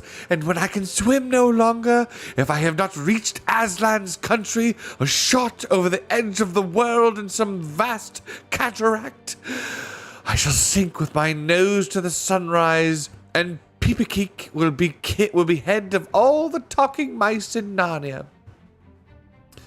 Hear, hear, said a sailor. I'll say the same, barring the bit about the coracle, which wouldn't bear me, he added in a lower voice. I'm not going to be outdone by a mouse. At this point, Caspian jumped to his feet. Friends, he said, I think you have not quite understood our purpose. You talk as if we had come to you with our hat in our hand, begging for shipmates. It isn't like that at all. We and our royal brother and sister and their kinsmen, and Sir Reepicheep, the good knight, and the Lord Drinian have an errand to the world's edge. It is our pleasure to choose from among you such of you as are willing, those whom we deem worthy of so high an enterprise. We have not said that any can come for their asking. That is why we shall now command the Lord Drinian and the Master Rince to consider carefully what men among you are the hardest in battle and the most skilled seamen, the purest in blood, the most loyal to our person, and the cleanest of life and manners, and to give their names to us in a schedule. He paused and went down in a quicker voice. Aslan's mane, he exclaimed, do you think that the privilege of seeing the last things is to be bought for a song? Why, every man that comes with us shall bequeath the title of Dawn Treader to all his descendants. When we land at Cair Paravel on the homeward voyage, he shall have either gold or land enough to make him rich all his life. Now, scatter over the island, all of you. In half hour's time, I shall receive the names that Lord Drinian brings me. There was rather a sheepish silence, and then the crew made their bows and moved away, one in this direction and one in that, but mostly in little knots or bunches, talking. And now for the Lord Roop, said Caspian, but turning to the head of the table, he saw that Roop was already there. He had arrived silent and unnoticed, while the discussion was going on, and was seated beside Lord Argos. The daughter of Ramandu stood beside him as if she had just helped him into his chair. Ramandu stood behind him and laid both his hands on Roop's grey beard. Even in daylight, a faint silver light came from the hands of the star. There was a smile on Roop's haggard face. He held out one of his hands to Lucy and the other to Caspian, and for a moment it looked as if he were going to say something, and then his smile brightened as if he were feeling some delicious sensation. A long sigh of contentment came from his lips. His head fell forward, and he slept. Oh, poor Roop, said Lucy. I am glad. He must have had terrible times. Well, don't let's even think of it, said Eustace. Meanwhile, Caspian's speech, helped perhaps by some magic of the island, was having just the effect he intended. A good many who had been anxious enough to get out of the voyage felt quite differently about being left out of it. And of course, whenever any one sailor announced that he had made up his mind to ask for permission to sail, the ones who hadn't said this felt that they were getting fewer and more uncomfortable. So that before the half hour was nearly over, several people were positively sucking up to Drinian and Rince. At least that was what they called it at my school, to get a good report. And soon there were only 3 left who didn't want to go, and those 3 were trying very hard to persuade others to stay with them. And very shortly after that, there was only 1 left. And in the end, he began to be afraid of being left behind all on his own, and changed his mind. At the end of the half hour, they all came trooping back to Aslan's table and stood at one end, while Drinian and Rince went and sat down with Caspian and made their report. And Caspian accepted all the men but that one who had changed his mind at the last moment. His name was Pittencream, and he stayed on the island of the Star all the time the others were away looking for the world's end. And he very much wished he had gone with them. He wasn't the sort of man who could enjoy talking to Ramandu and Ramandu's daughter, nor they to him, and it rained a good deal, and though there was a wonderful feast on the table every night, he didn't very much enjoy it. He said it gave him the creep sitting there alone, and in the rain as likely as not, with those 4 lords asleep at the end of the table, and when the others returned, he felt so out of things that he deserted on the voyage home at the Lone Islands, and went and lived in Calormen, where he told wonderful stories about his adventures at the end of the world, until at last he came to believe them himself. So you may say, in a sense, that he lived happily ever after, but he could never bear mice. That night they all ate and drank together at the great table between the pillars where the feast was magically renewed, and next morning the Dawn Treader set sail once more just when the great birds had come and gone again. "Lady," said Caspian, "I hope to speak with you again when I have broken the enchantments." And Ramandu's daughter looked at him and smiled. That is the end of chapter 14. Mr. Dave, where can I get this dramatization? Sounds a bit like Rico. Oh, well, right here. And the VODs are on YouTube. There you go. I have shenaned once. I shall shenan again. Father Hunman, my lord, good to see you, brother. That's a good plan. That is good. But if you really want to hear a truly magnificent dramatization of the Narnian series, you should listen to the Focus on the Family readings of the Narnia books. They have sound effects, and they do a phenomenal job. Really, it's the best I've heard. It's the best I've heard. I would warn you that the guy who does Aslan, he does a great job. Like, he's a perfect Aslan. But his excitable moments are kind of silly. I don't know. I don't know why I did that. Now is your chance. Yeah, it's pretty goofy. But you should give it a listen. It's amazing. It's actually really funny to voice back. Yeah. It is. But it's good times by all, indeed. So, this is the second to last chapter, so we're almost there. Chapter 15. The Wonders of the Last Sea. Very soon, after they had left Ramandu's country, they began to feel that they had already sailed beyond the world. All was different. For one thing, they all found that they were needing less sleep. One did not want to go to bed, nor to eat much, nor even to talk, except in low voices. Another thing was the light. There was too much of it. The sun, when it came up each morning, looked twice, if not 3 times, its usual size, and every morning, which gave Lucy the strangest feeling of all, the huge white birds singing their song with human voices in a language no one knew, streamed overhead and vanished astern on their way to their breakfast at Aslan's table. A little later, they came flying back and vanished into the east. How beautifully clear the water is, said Lucy to herself, as she leaned over the port side early in the afternoon of the second day. And it was. The first thing that she noticed was a little black object, about the size of a shoe, traveling along at the same speed as the ship.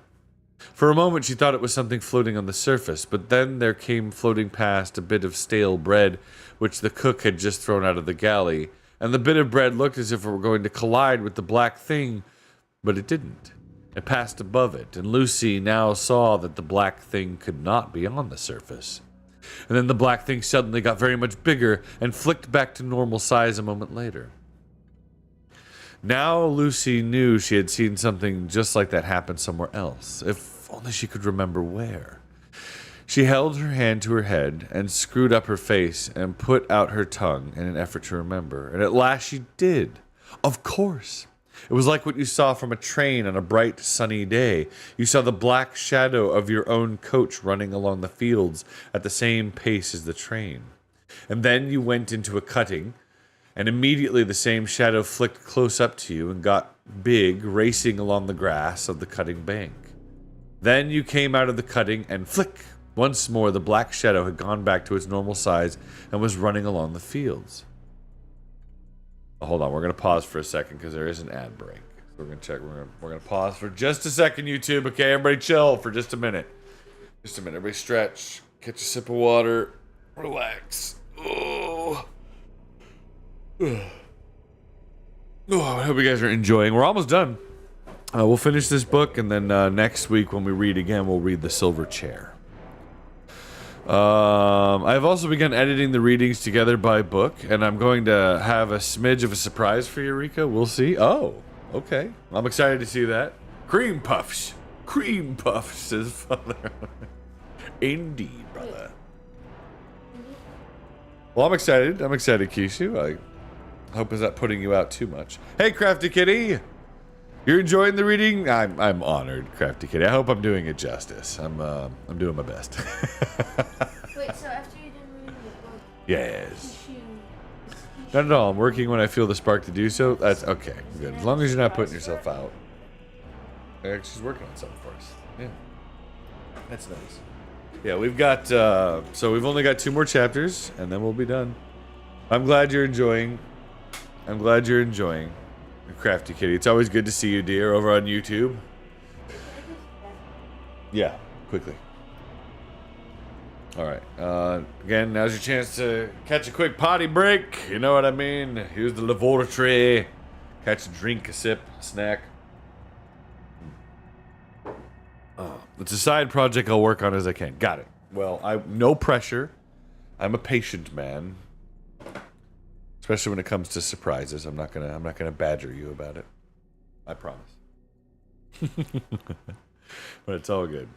I'll go ahead and back up a little bit while my son's going to the bathroom. And we'll continue on. So, oh yes, I will badger you to move to Florida. But that's not impatience, that's encouragement. Right? I'm encouraging you to move to Florida. Yeah. Because I want to hang out. Alright, here we go. So, now Lucy knew she had seen something like that happen somewhere else. If only she could remember where. She held her hand to her head and screwed up her face and put out her tongue in an effort to remember. At last, she did. Of course. It was like what you saw from a train on a bright, sunny day. You saw the black shadow of your own coach running along the fields at the same pace as the train. And then you went into a cutting, and immediately the same shadow flicked close up to you and got big, racing along the grass of the cutting bank. Then you came out of the cutting, and flick, once more the black shadow had gone back to its normal size and was running along the fields. "It's our shadow! The shadow of the Dawn Treader," said Lucy. "Our shadow running along on the bottom of the sea. That time when it got bigger, it went over a hill. But in that case, the water must be clearer than I thought. Good gracious, I must be seeing the bottom of the sea fathoms and fathoms down. As soon as she had said this, she realized that the great silvery expanse which she had been seeing without noticing for some time was really the sand on the seabed, and that all sorts of darker or brighter patches were not lights and shadows on the surface, but real things on the bottom. At present, for instance, they were passing over a mass of soft, purpley green with a broad, winding strip of pale gray in the middle of it. But now that she knew it was at the bottom, she saw it much better. She could see that bits of the dark stuff were much higher than other bits and were waving gently, just like trees in the wind, said Lucy. And I don't believe that's what they are. It's a submarine forest. They passed on above it, and presently the pale streak was joined by another pale streak. If I was down there, thought Lucy, that streak would be just like a road through the wood. And that place where it joins the other would be a crossroads. Oh, I do wish I was. Hello? Oh, the forest is coming to an end. Oh, and I do believe the streak really was a road. I can still see it going on across the open sand. Oh, it's a different color. And it's marked out with something at the edges, dotted lines. Perhaps they are stones. Oh, and now it's getting wider. But it was not really getting wider. It was getting nearer. She realized this because of the way in which the shadow of the ship came rushing up toward her. And the road, she felt sure it was a road now, began to go in zigzags. Obviously, it was climbing up a steep hill, and when she held her head sideways and looked back, what she saw was very like what you would see when you look down a winding road from the top of a hill. She could even see the shafts of sunlight falling through the deep water onto the wooded valley, and in the extreme distance everything melting away into a dim greenness. But some places, the sunny ones, she thought, were ultramarine blue. She could not, however, spend much time looking back. What was coming into view in the forward direction was too exciting. The road had apparently now reached the top of the hill and ran straight forward. Little specks were moving to and fro on it, and now something most wonderful, fortunately in full sunlight, or as full as it can be when it falls through the fathoms of water, flashed into sight. It was knobbly and jagged, and of a pearly or perhaps an ivory color. She was so nearly straight above it that at first she could hardly make out what it was. But everything became plain when she noticed its shadow. The sunlight was falling across Lucy's shoulder, so the shadow of the thing lay stretched out on the sand behind it. And by its shape she saw clearly that it was a shadow of towers and pinnacles, minarets and domes. Why, it's a city or a huge castle, said Lucy to herself. But I wonder why they've built it on top of a high mountain. Long afterward, when she was back in England and talked all these adventures over with Edmund, they thought of a reason, and I'm pretty sure it is true. In the sea, the deeper you go, the darker and colder it gets, and it is down there in the dark and cold that dangerous things live. The squid and the sea serpent and the kraken. The valleys are the wild, unfriendly places. The sea people feel about their valleys as we do about mountains, and feel about their mountains as we feel about valleys. It is on the heights, or as we would say in the shallows, that there is warmth and peace. The reckless hunters and brave knights of the sea go down into the depths on quests and adventures, but return home to the heights for rest and peace, courtesy and counsel, the sports and the dances and the songs. They had passed the city, and the seabed was still rising. It was only a few 100 feet below the ship now. The road had disappeared. They were sailing above an open park-like country dotted with little groves of brightly colored vegetation. And then Lucy nearly squealed aloud with excitement. She had seen people. There were between 15 and 20 of them, and all mounted on seahorses. Not the tiny little seahorses which you may have seen in museums, but horses rather bigger than themselves. They must be noble and lordly people, Lucy thought, for she could catch the gleam of gold on some of their foreheads, and streamers of emerald or orange-colored stuff fluttering from their shoulders in the current. Then, oh, bother these fish, said Lucy, for a whole shoal of small, fat fish, swimming quite close to the surface, had come between her and the sea people. But though this spoiled her view, It led to the most interesting thing of all. Suddenly, a fierce little fish of a kind she had never seen before came darting up from below, snapped, grabbed, and sank rapidly with one of the fat fish in its mouth. And all the sea people were sitting on their horses staring up at what had happened. They seemed to be talking and laughing. And before the hunting fish had got back to them with its prey, another of the same kind came up from the sea people. And Lucy was almost certain that one big seaman who sat on his seahorse in the middle of the party had sent it or released it, as if he had been holding it back till then in his hand or on his wrist. "Why, I do declare," said Lucy, "it's a hunting party, or more like a hawking party. Yes, that's it. They ride out with these little fierce fish on their wrists, just as we used to ride out with falcons on our wrists when we were kings and queens at Cape Paravel long ago. And then they fly them, or I suppose they swim them, or the others, How?" She stopped suddenly because the scene was changing. The sea people had noticed the Dawn Treader.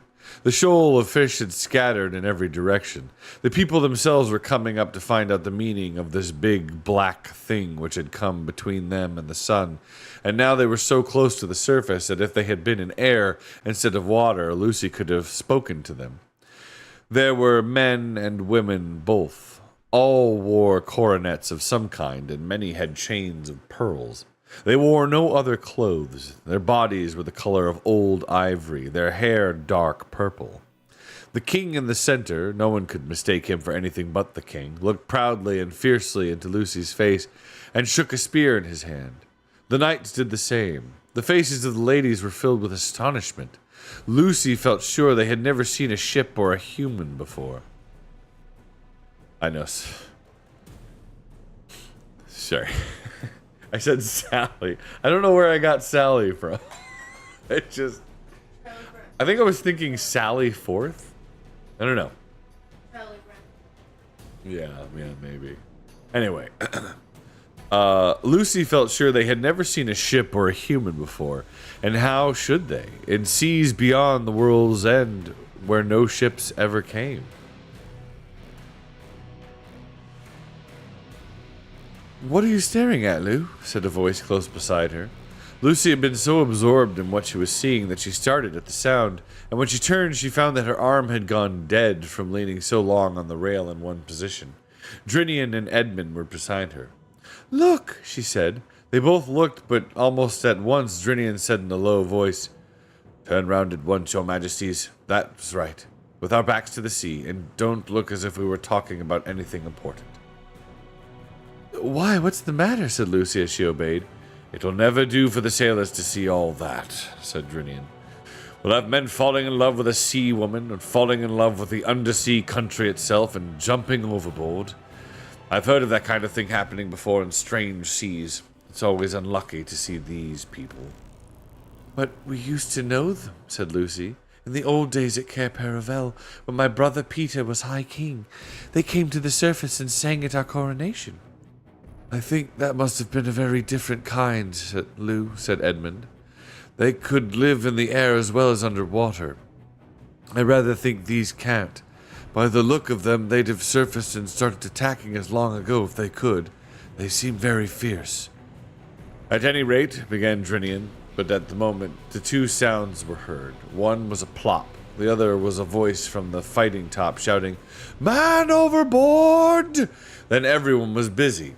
Some of the sailors hurried aloft to take in the sail, others hurried below to get to the oars, and Rince, who was on duty on the poop, began to put the helm hard over so as to come round and back to the man who had gone overboard.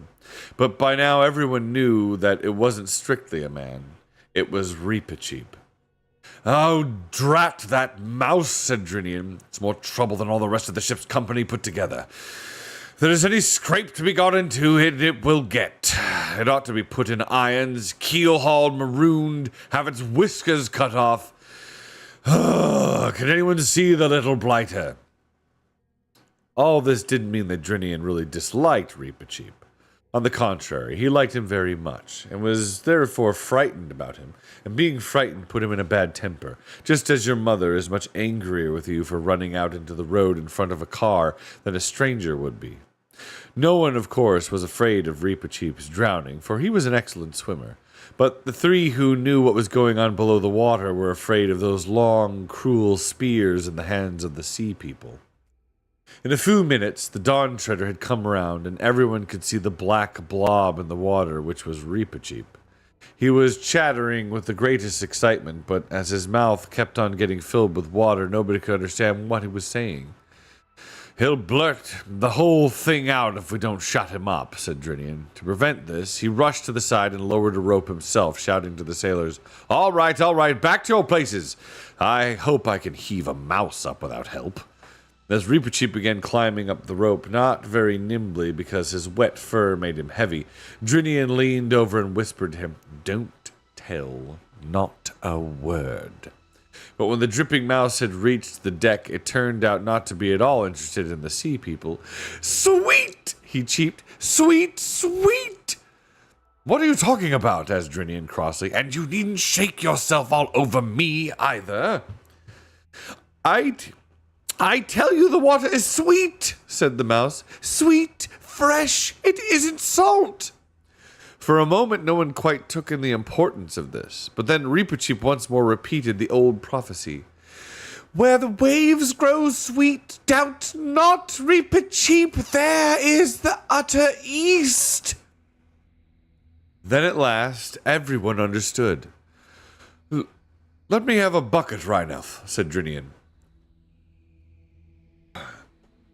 It was handed him, and he lowered it, and up it came again. The water shone in it like glass. "Perhaps your majesty would like to taste it first," said Drinian to Caspian. The king took the bucket in both hands, raised it to his lips, sipped, and then drank deeply and raised his head. His face was changed. Not only his eyes, but everything about him seemed to be brighter. "Yes," he said, "it is sweet. That's real water, that. I'm not sure that it's going to kill me, but it is the death I would have chosen if I'd known about it till now." "What do you mean?" asked Edmund. It's like light more than anything else," said Caspian. "That is what it is," said Reepicheep. "Drinkable light. We must be very near the end of the world now." There was a moment's silence, and then Lucy knelt down on the deck and drank from the bucket. "Oh, it's the loveliest thing I've ever tasted," she said with a kind of gasp. "But, oh, it's strong. We shan't need to eat anything now." And one by one, everybody on board drank, and for a long time they were all silent. They felt almost too well and strong to bear it, and presently they began to notice another result. As I have said before, there had been too much light ever since they left the island of Ramandu. The sun too large, though not too hot, the sea too bright, the air too shining. Now the light grew no less, if anything, it increased, but they could bear it. They could look straight up at the sun without blinking. They could see more light than they had ever seen before, and the deck and the sail and their own faces and bodies became brighter and brighter, and every rope shone. And next morning, when the sun rose, now 5 or 6 times its old size, they stared hard into it and could see the very feathers of the birds that came flying from it. Hardly a word was spoken on board all that day, till about dinner time. No one wanted any dinner. The water was enough for them. Drinian said, "I can't understand this. There is not a breath of wind. The sails hang dead. The sea is as flat as a pond, and yet we drive on as fast as if we were a gale behind us." "I've been thinking about that too," said Caspian. "We must be caught in some strong current." Said Edmund. "That's not so nice if the world really has an edge, and we're getting near it." "You mean," said Caspian, "that we might be just, well, poured over it?" "Yes, yes," cried Reepicheep, clapping his paws together. "That's how I've always imagined it. The world like a great round table, and the waters of all the oceans endlessly pouring over the edge. The ship will tip up, stand on her head. For one moment we shall see over the edge, and then down, down, the rush, the speed." "And what do you think will be waiting for us at the bottom, eh?" said Drinian. Aslan's country, perhaps, said the mouse, its eyes shining. Or perhaps there isn't any bottom at all. Perhaps it goes down forever and ever. But whatever it is, won't it be worth anything just to have looked for one moment off the edge of the world? But look here, said Eustace. This is all rot. The world's round, I mean. Round like a ball, not a table. Well, our world is, said Edmund, but is this? Do you mean to say, said Caspian, that you three come from a round world? Round like a ball, and you've never told me? It's really too bad of you. Because we have fairy tales in which there are round worlds, and I always loved them. I never believed there were any real ones, but I've always wished there were, and I've always longed to live in one. Oh, but I'd give anything. I wonder why you can get into our world and we can never get into yours. If only I had the chance. Oh, it must be exciting to live on a thing like a ball. Have you ever been to the parts where people walk about upside down? Edmund shook his head. It isn't like that, he added. There's nothing particularly exciting about a round world when you're there. And that is the end of chapter 15. Now the final chapter, chapter 16. You can bet there will be hangouts in the future. Yes. Ghoulie, thank you for the lurk. Guys, make sure you follow Golf Ghoulie if you are not doing so.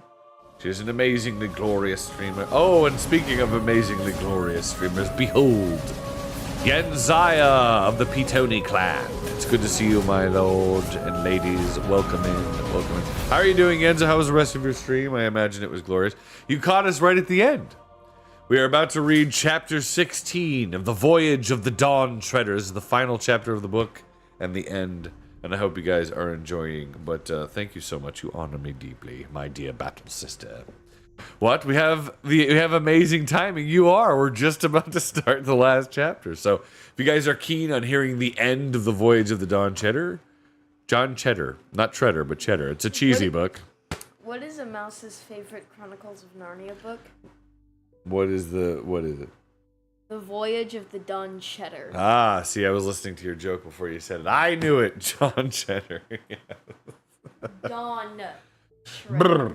All right, gotta loosen the tongue a little bit. I've been reading a while. But how was your stream, Yenza? What were you doing? I mean, I saw what you were doing, but let the people know what you were doing. And again, please follow Yenza if you are not, Don Cheddar. If you're not hanging out in her streams, she streams in the mornings and she participates in a lot of evening things with Pitoni, and she's a wildly talented artiste and a glorious gamer with a hilarious humor. You should absolutely go check her out and hang out. She's marvelous. She's marvelous. And so is her husband. He's a great fellow. He runs a game show called Game of Favorites, which they will actually be doing tonight because it's Friday. So check him out too. John Cheddar. Cheater. We were playing Cozy Grove. Right. Mm-hmm. Looks pretty good, huh? Do you enjoy that? I mean, I assume you do since you play it. Yeah.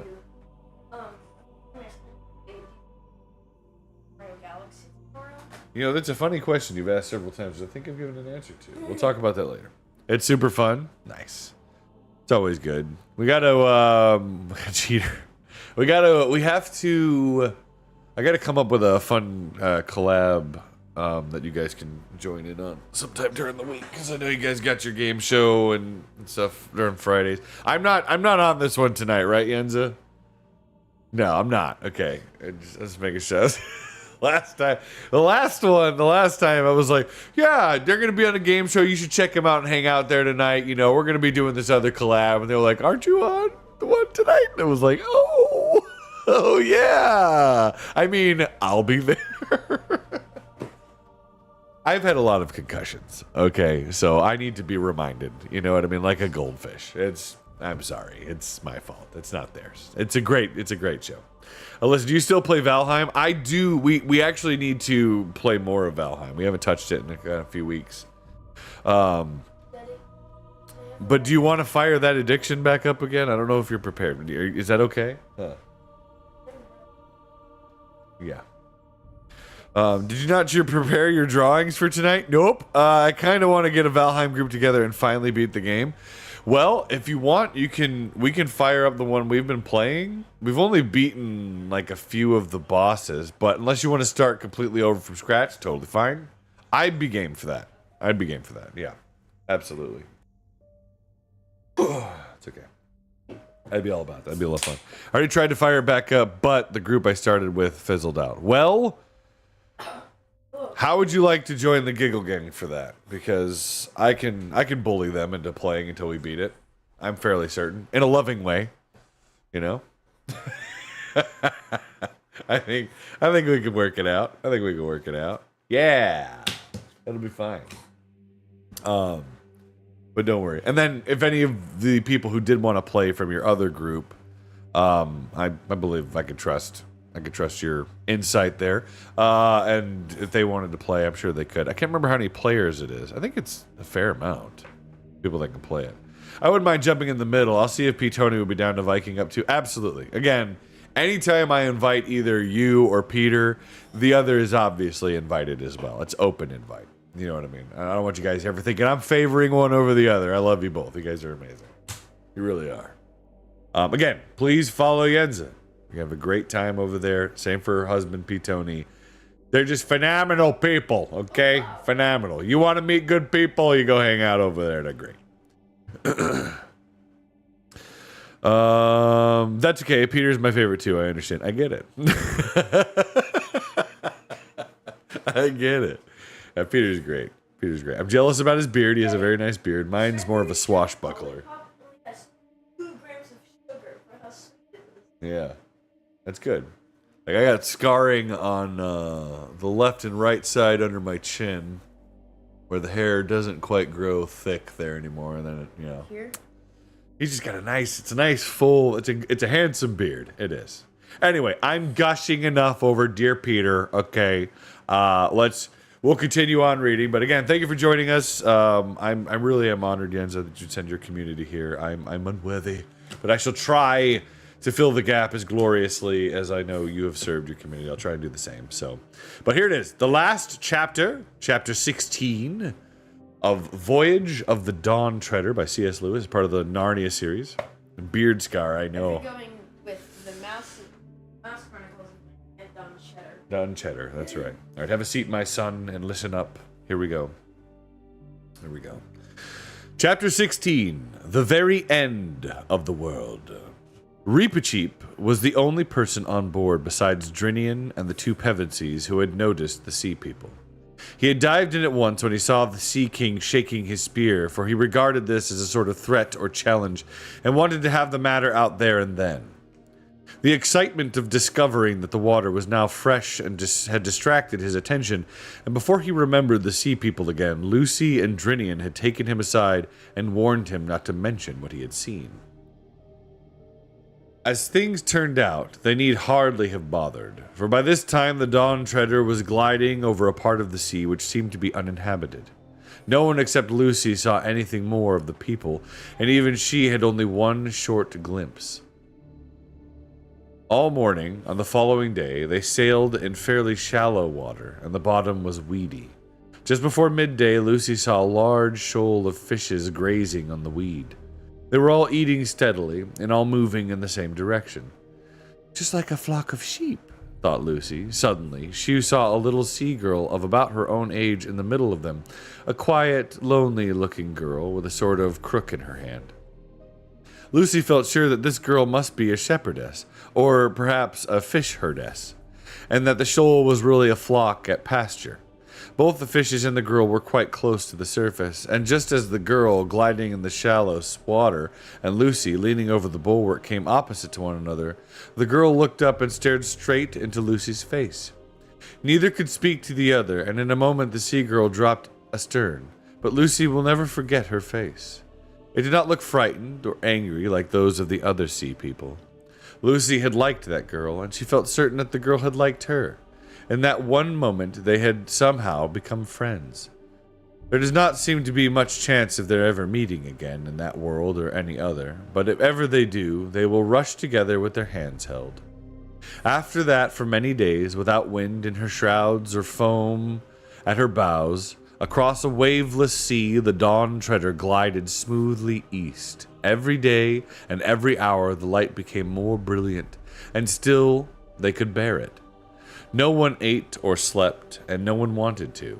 But they drew buckets of dazzling water from the sea, stronger than wine and somehow wetter, more liquid than ordinary water, and pledged one another silently in deep draughts of it.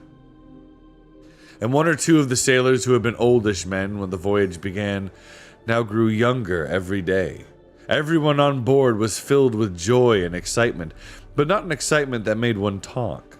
The further they sailed, the less they spoke, and then almost in a whisper. The stillness of that last sea laid hold on them. "My lord," said Caspian to Drinian one day, "what do you see ahead?" "Sire," said Drinian, "I see whiteness, all along the horizon from north to south as far as my eyes can reach." "That is what I see too," said Caspian, "and I cannot imagine what it is." "If it were in higher latitude, your majesty," said Drinian, "I would say it was ice, but it can't be that, not here.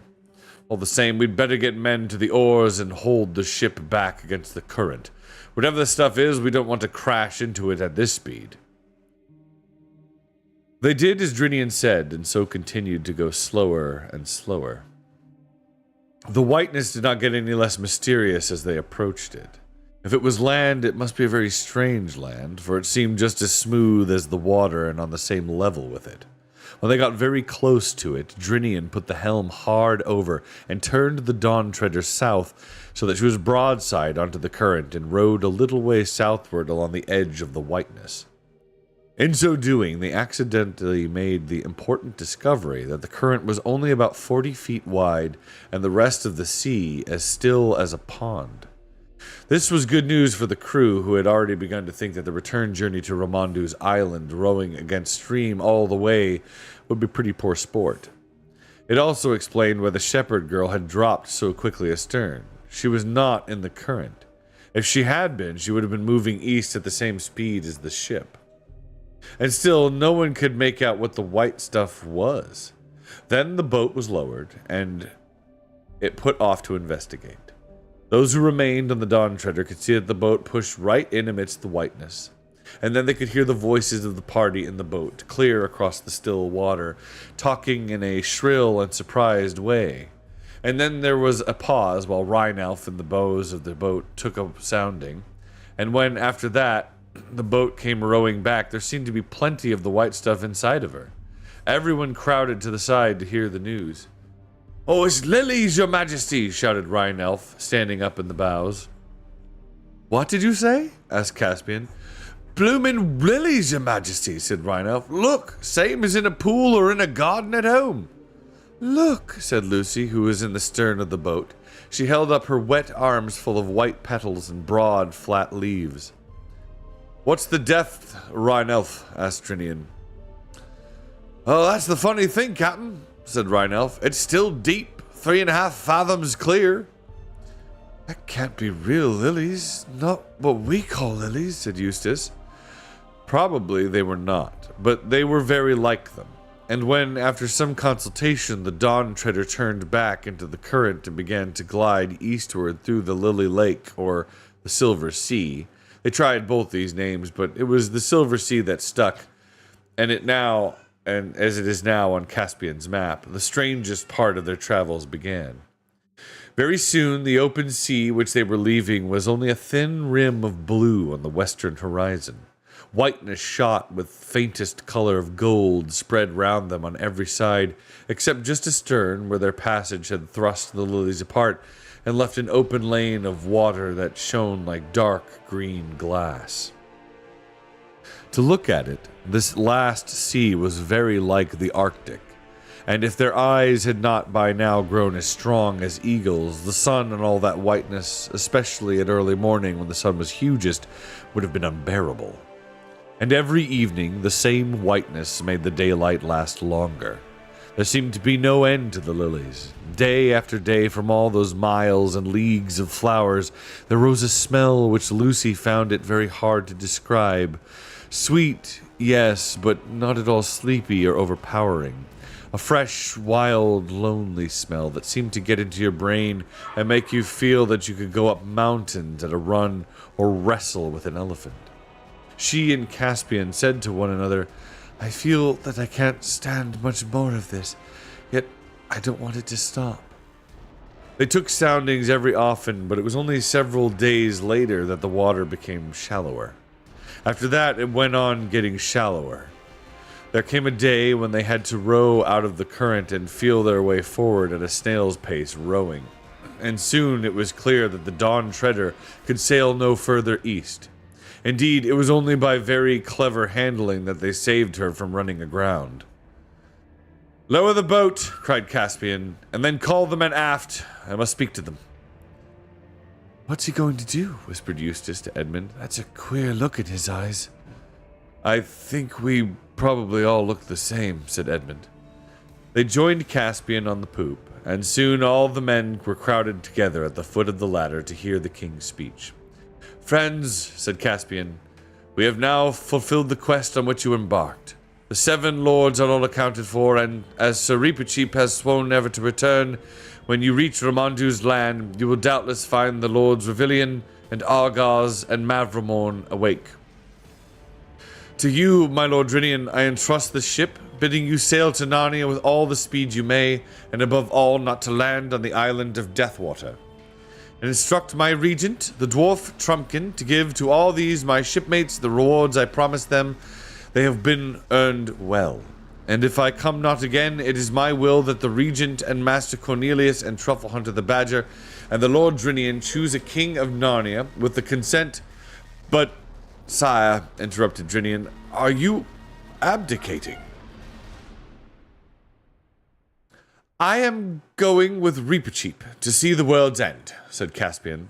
A low murmur of dismay ran through the sailors. We will take the boat, said Caspian. You will have no need of it, these gentle seas, and you must build a new one on Ramondu's island. And now, Caspian, said Edmund suddenly and sternly, you cannot do this. Most certainly, said Reepicheep. His Majesty cannot. No, indeed, said Drinian. Can't, said Caspian sharply, looking for a moment, not unlike his uncle Miraz. Begging your Majesty's pardon, said Rhino from the deck below, but if one of us did the same, it would be called deserting. You presume too much on your long service, Rhinelf, said Caspian. No, sire, he's perfectly right, said Drinian. By the mane of Aslan, said Caspian, I had thought you were all my subjects, not my schoolmasters. I'm not, said Edmund, and I can say you cannot do this. Can't again, said Caspian. What do you mean? If it is please your Majesty, we mean shall not, said Reepicheep in a very low bow. You are the king of Narnia. You break faith with all your subjects, and especially with Trumpkin, if you do not return. You shall not please yourself with adventures as if you were a private person, and if your Majesty will not hear reason, it will be to the truest loyalist of every man on board to follow me in disarming and binding you till you come to your senses. Quite right, said Edmund, like they did with Ulysses when he wanted to go near the sirens. Caspian's hand had gone to his sword hilt when Lucy said, And you've also promised Ramondu's daughter to go back. Caspian paused. Well, yes, there is that, he said. He stood irresolute for a moment and then shouted out to his ship in general. Well, have your way. The quest is ended. We all return. Get the boat up again. Sire, said Reepicheep, we do not all return. As I explained before that... Silence, thundered Caspian. I've been lessoned, but I'll not be baited. Will no one silence that mouse? Your Majesty promised, said Reepicheep, to be good lord to the talking beasts of Narnia. Talking beasts, yes, said Caspian. I said nothing about beasts that never stop talking. And he flung down the ladder in a temper and went into the cabin, slamming the door. But when the others rejoined him a little later, they found him changed. He was white, and there were tears in his eyes. "It's no good," he said. "Might as well have behaved decently for all the good I did with my temper and swagger. Aslan has spoken to me. No, I don't mean he was actually here. He wouldn't fit into the cabin, for one thing, but that gold lion's head on the wall came to life and spoke to me. It was terrible. His eyes, not that he was all rough with me, only a bit stern at first, but it was terrible all the same. And he said, oh, I can't bear it. The worst thing he could have said. You're to go on, Reap, and Edmund, and Lucy, and Eustace, and I'm to go back alone, and at once. What is the good of anything?" "Oh, Caspian, dear," said Lucy, "you knew we'd have to go back to our own world sooner or later." "Yes," said Caspian with a sob, "but this is sooner." "Well, you'll feel better when you get back to Ramondu's island," said Lucy. He cheered up a little later on, but it was a grievous parting on both sides, and I will not dwell on it. About 2 o'clock in the afternoon, well victualled and watered, though they thought they would need neither food nor drink, and with Reepicheep's coracle on board, the boat pulled away from the Dawn Treader to row through the endless carpet of lilies. The Dawn Treader flew all her flags and hung out her shields to honor their departure. Tall and big and homelike she looked from their low position with the lilies all round them. And even before she was out of sight, they saw her turn and begin rowing slowly westward. Yet, though Lucy shed a few tears, she could not feel it as much as you might have expected. The light, the silence, the tingling smell of the silver sea, even in some odd way, the loneliness itself were too exciting. There was no need to row, for the current drifting them steadily to the east. None of them slept or ate. All that night and all next day they glided eastward, and when the third day dawned with a brightness you or I could not bear even if we had dark glasses on, they saw a wonder ahead. It was as if a wall stood up between them and the sky, a greenish-gray, trembling, shimmering wall. Then up came the sun, and at its first rising they saw it through the wall, and it turned into wonderful rainbow colors. Then they knew that the wall was really a long, tall wave. A wave endlessly fixed in one place, as you may often see at the edge of a waterfall. It seemed to be about 30 feet high, and the current gliding them swiftly towards it. You might have supposed they would have thought of their danger. They didn't. I don't think anyone could have in their position, for now they saw something not only behind the waves, but behind the sun. They could not have seen even the sun if their eyes had not been strengthened by the water of the last sea, but now they knew, but now they could look at the rising sun and see it clearly and see things beyond it. What they saw eastward, beyond the sun, was a range of mountains. It was so high that either they never saw the top of it, or they never forgot it. None of them remember seeing any sky in that direction, and the mountains must really have been outside the world, for any mountains even a quarter of a 20th of that height ought to have had ice and snow on them. But these were warm and green and full of forests and waterfalls, however high you looked. And suddenly there came a breeze from the east, tossing the top of the wave into foamy shapes and ruffling the smooth water all round them. It lasted only a second or so, but what it brought with them in that second none of those children will ever forget. It brought both a smell and a sound, a musical sound. Edmund and Eustace would never talk about it afterward. Lucy could only say, "It would break your heart." "Why," said I, "was it so sad? Sad?"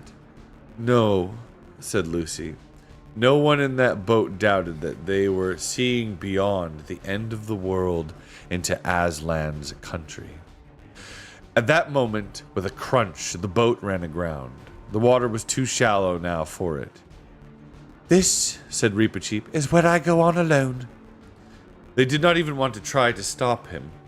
for everything now felt as if it had been fated or had happened before. They helped him to lower his little coracle. Then he took off his sword, and "I shall need it no more," he said, and flung it far away across the lilied sea. There it fell. It stood upright with the hilt above the water, above the surface. Then he bade them goodbye, trying to be sad for their sakes, but he was quivering with happiness. Lucy, for the first and last time, did what she had always wanted to do, taking him in her arms and caressing him. Then, hastily, he got into his coracle and took his paddle, and the current caught it, and away he went, very black against the lilies. But no lilies grew on the wave. It was a smooth green slope. The coracle went more and more quickly, and beautifully it rushed up the wave's side. For one split second they saw its shape and Reepicheeps on the very top, and then it vanished. And since that moment, no one can truly claim to have seen Reepicheep the mouse. But my belief is that he came safe to Aslan's country and is alive there to this day. As the sun rose, the sight of those mountains outside the world faded away, and the wave remained, but there was only blue sky behind it. The children got out of the boat and waded, not toward the wave, but southward, with the wall of water on their left. They could not have told you why they did this. It was their fate. And though they had felt and been very grown up on the Dawn Treader, they now felt just the opposite, and held hands as they waded through the lilies. They never felt tired. The water was warm, and all the time it got shallower, and at last they were on dry sand and then on grass, a huge plain of very fine short grass, almost level with the silver sea, and spreading in every direction was so much as a molehill. And of course, as it always does in a perfectly flat place without trees, it looked as if the sky came down to meet the grass in front of them. But as they went on, they got the strangest impression that here at last, the sky did really come down and join the earth.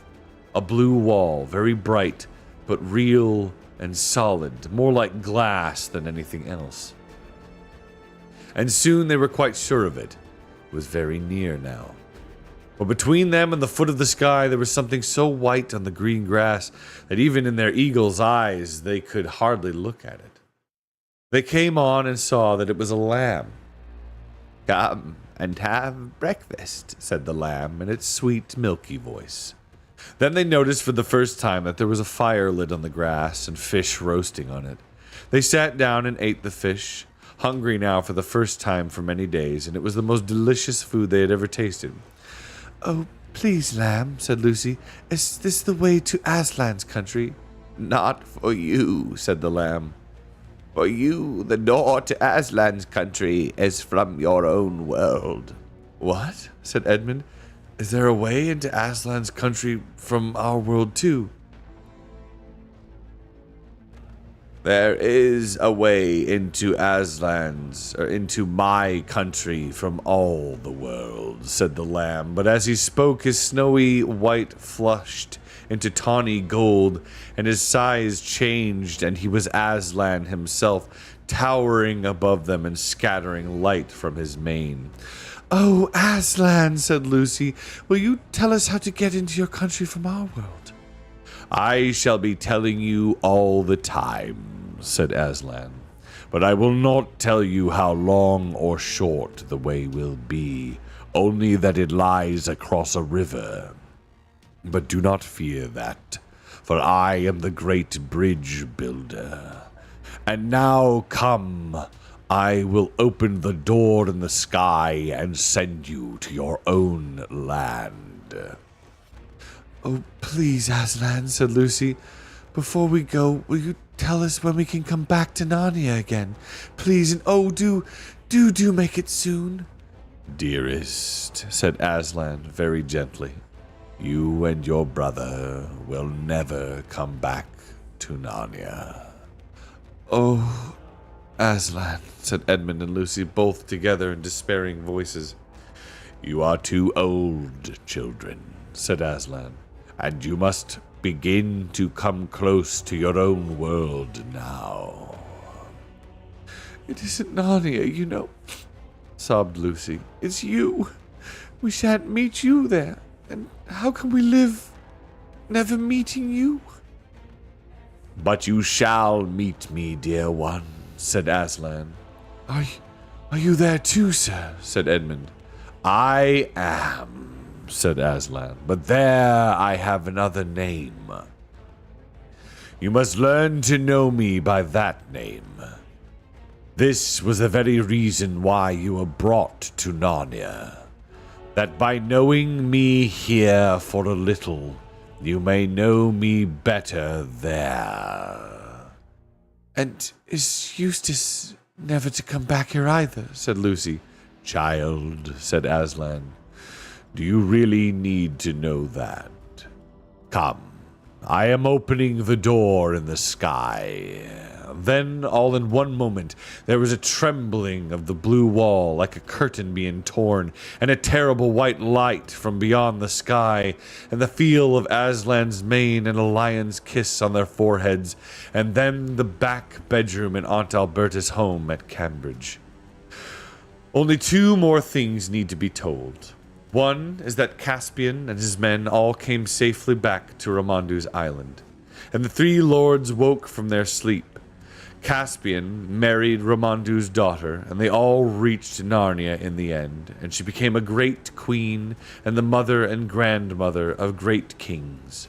The other is that back in our own world, everyone soon started saying how Eustace had improved, and how you'd never know him for the same boy. Everyone except Aunt Alberta, who said he had become very commonplace and tiresome, and it must have been the influence of those Pevensey children. The end. And that is the end of the Voyage of the Dawn Treader. Eustace's parents thought that, was good he was. Yeah, they liked him the way they were raising him, I guess. And so, but now he's a better person. So, do you guys enjoy the book? Yep. This one is the silver chair. Yes, the next book, which we shall begin reading next That one's week. a little sad, and I'd say kind of dark. It can be, but the next book is The Silver Chair. Can you read the first chapter? No, not today. We've already read enough, and we need to send people along. But Sergeant Newman, my lord, welcome to the Legion. I'm honored for the follow. Thank you. I saw that a few minutes ago. Yeah, come on, children. Aslan said, I am. Yes. It's all good. Well, I hope you guys enjoyed listening to the Voyage of the Dawn Treader. It's probably my favorite story-wise.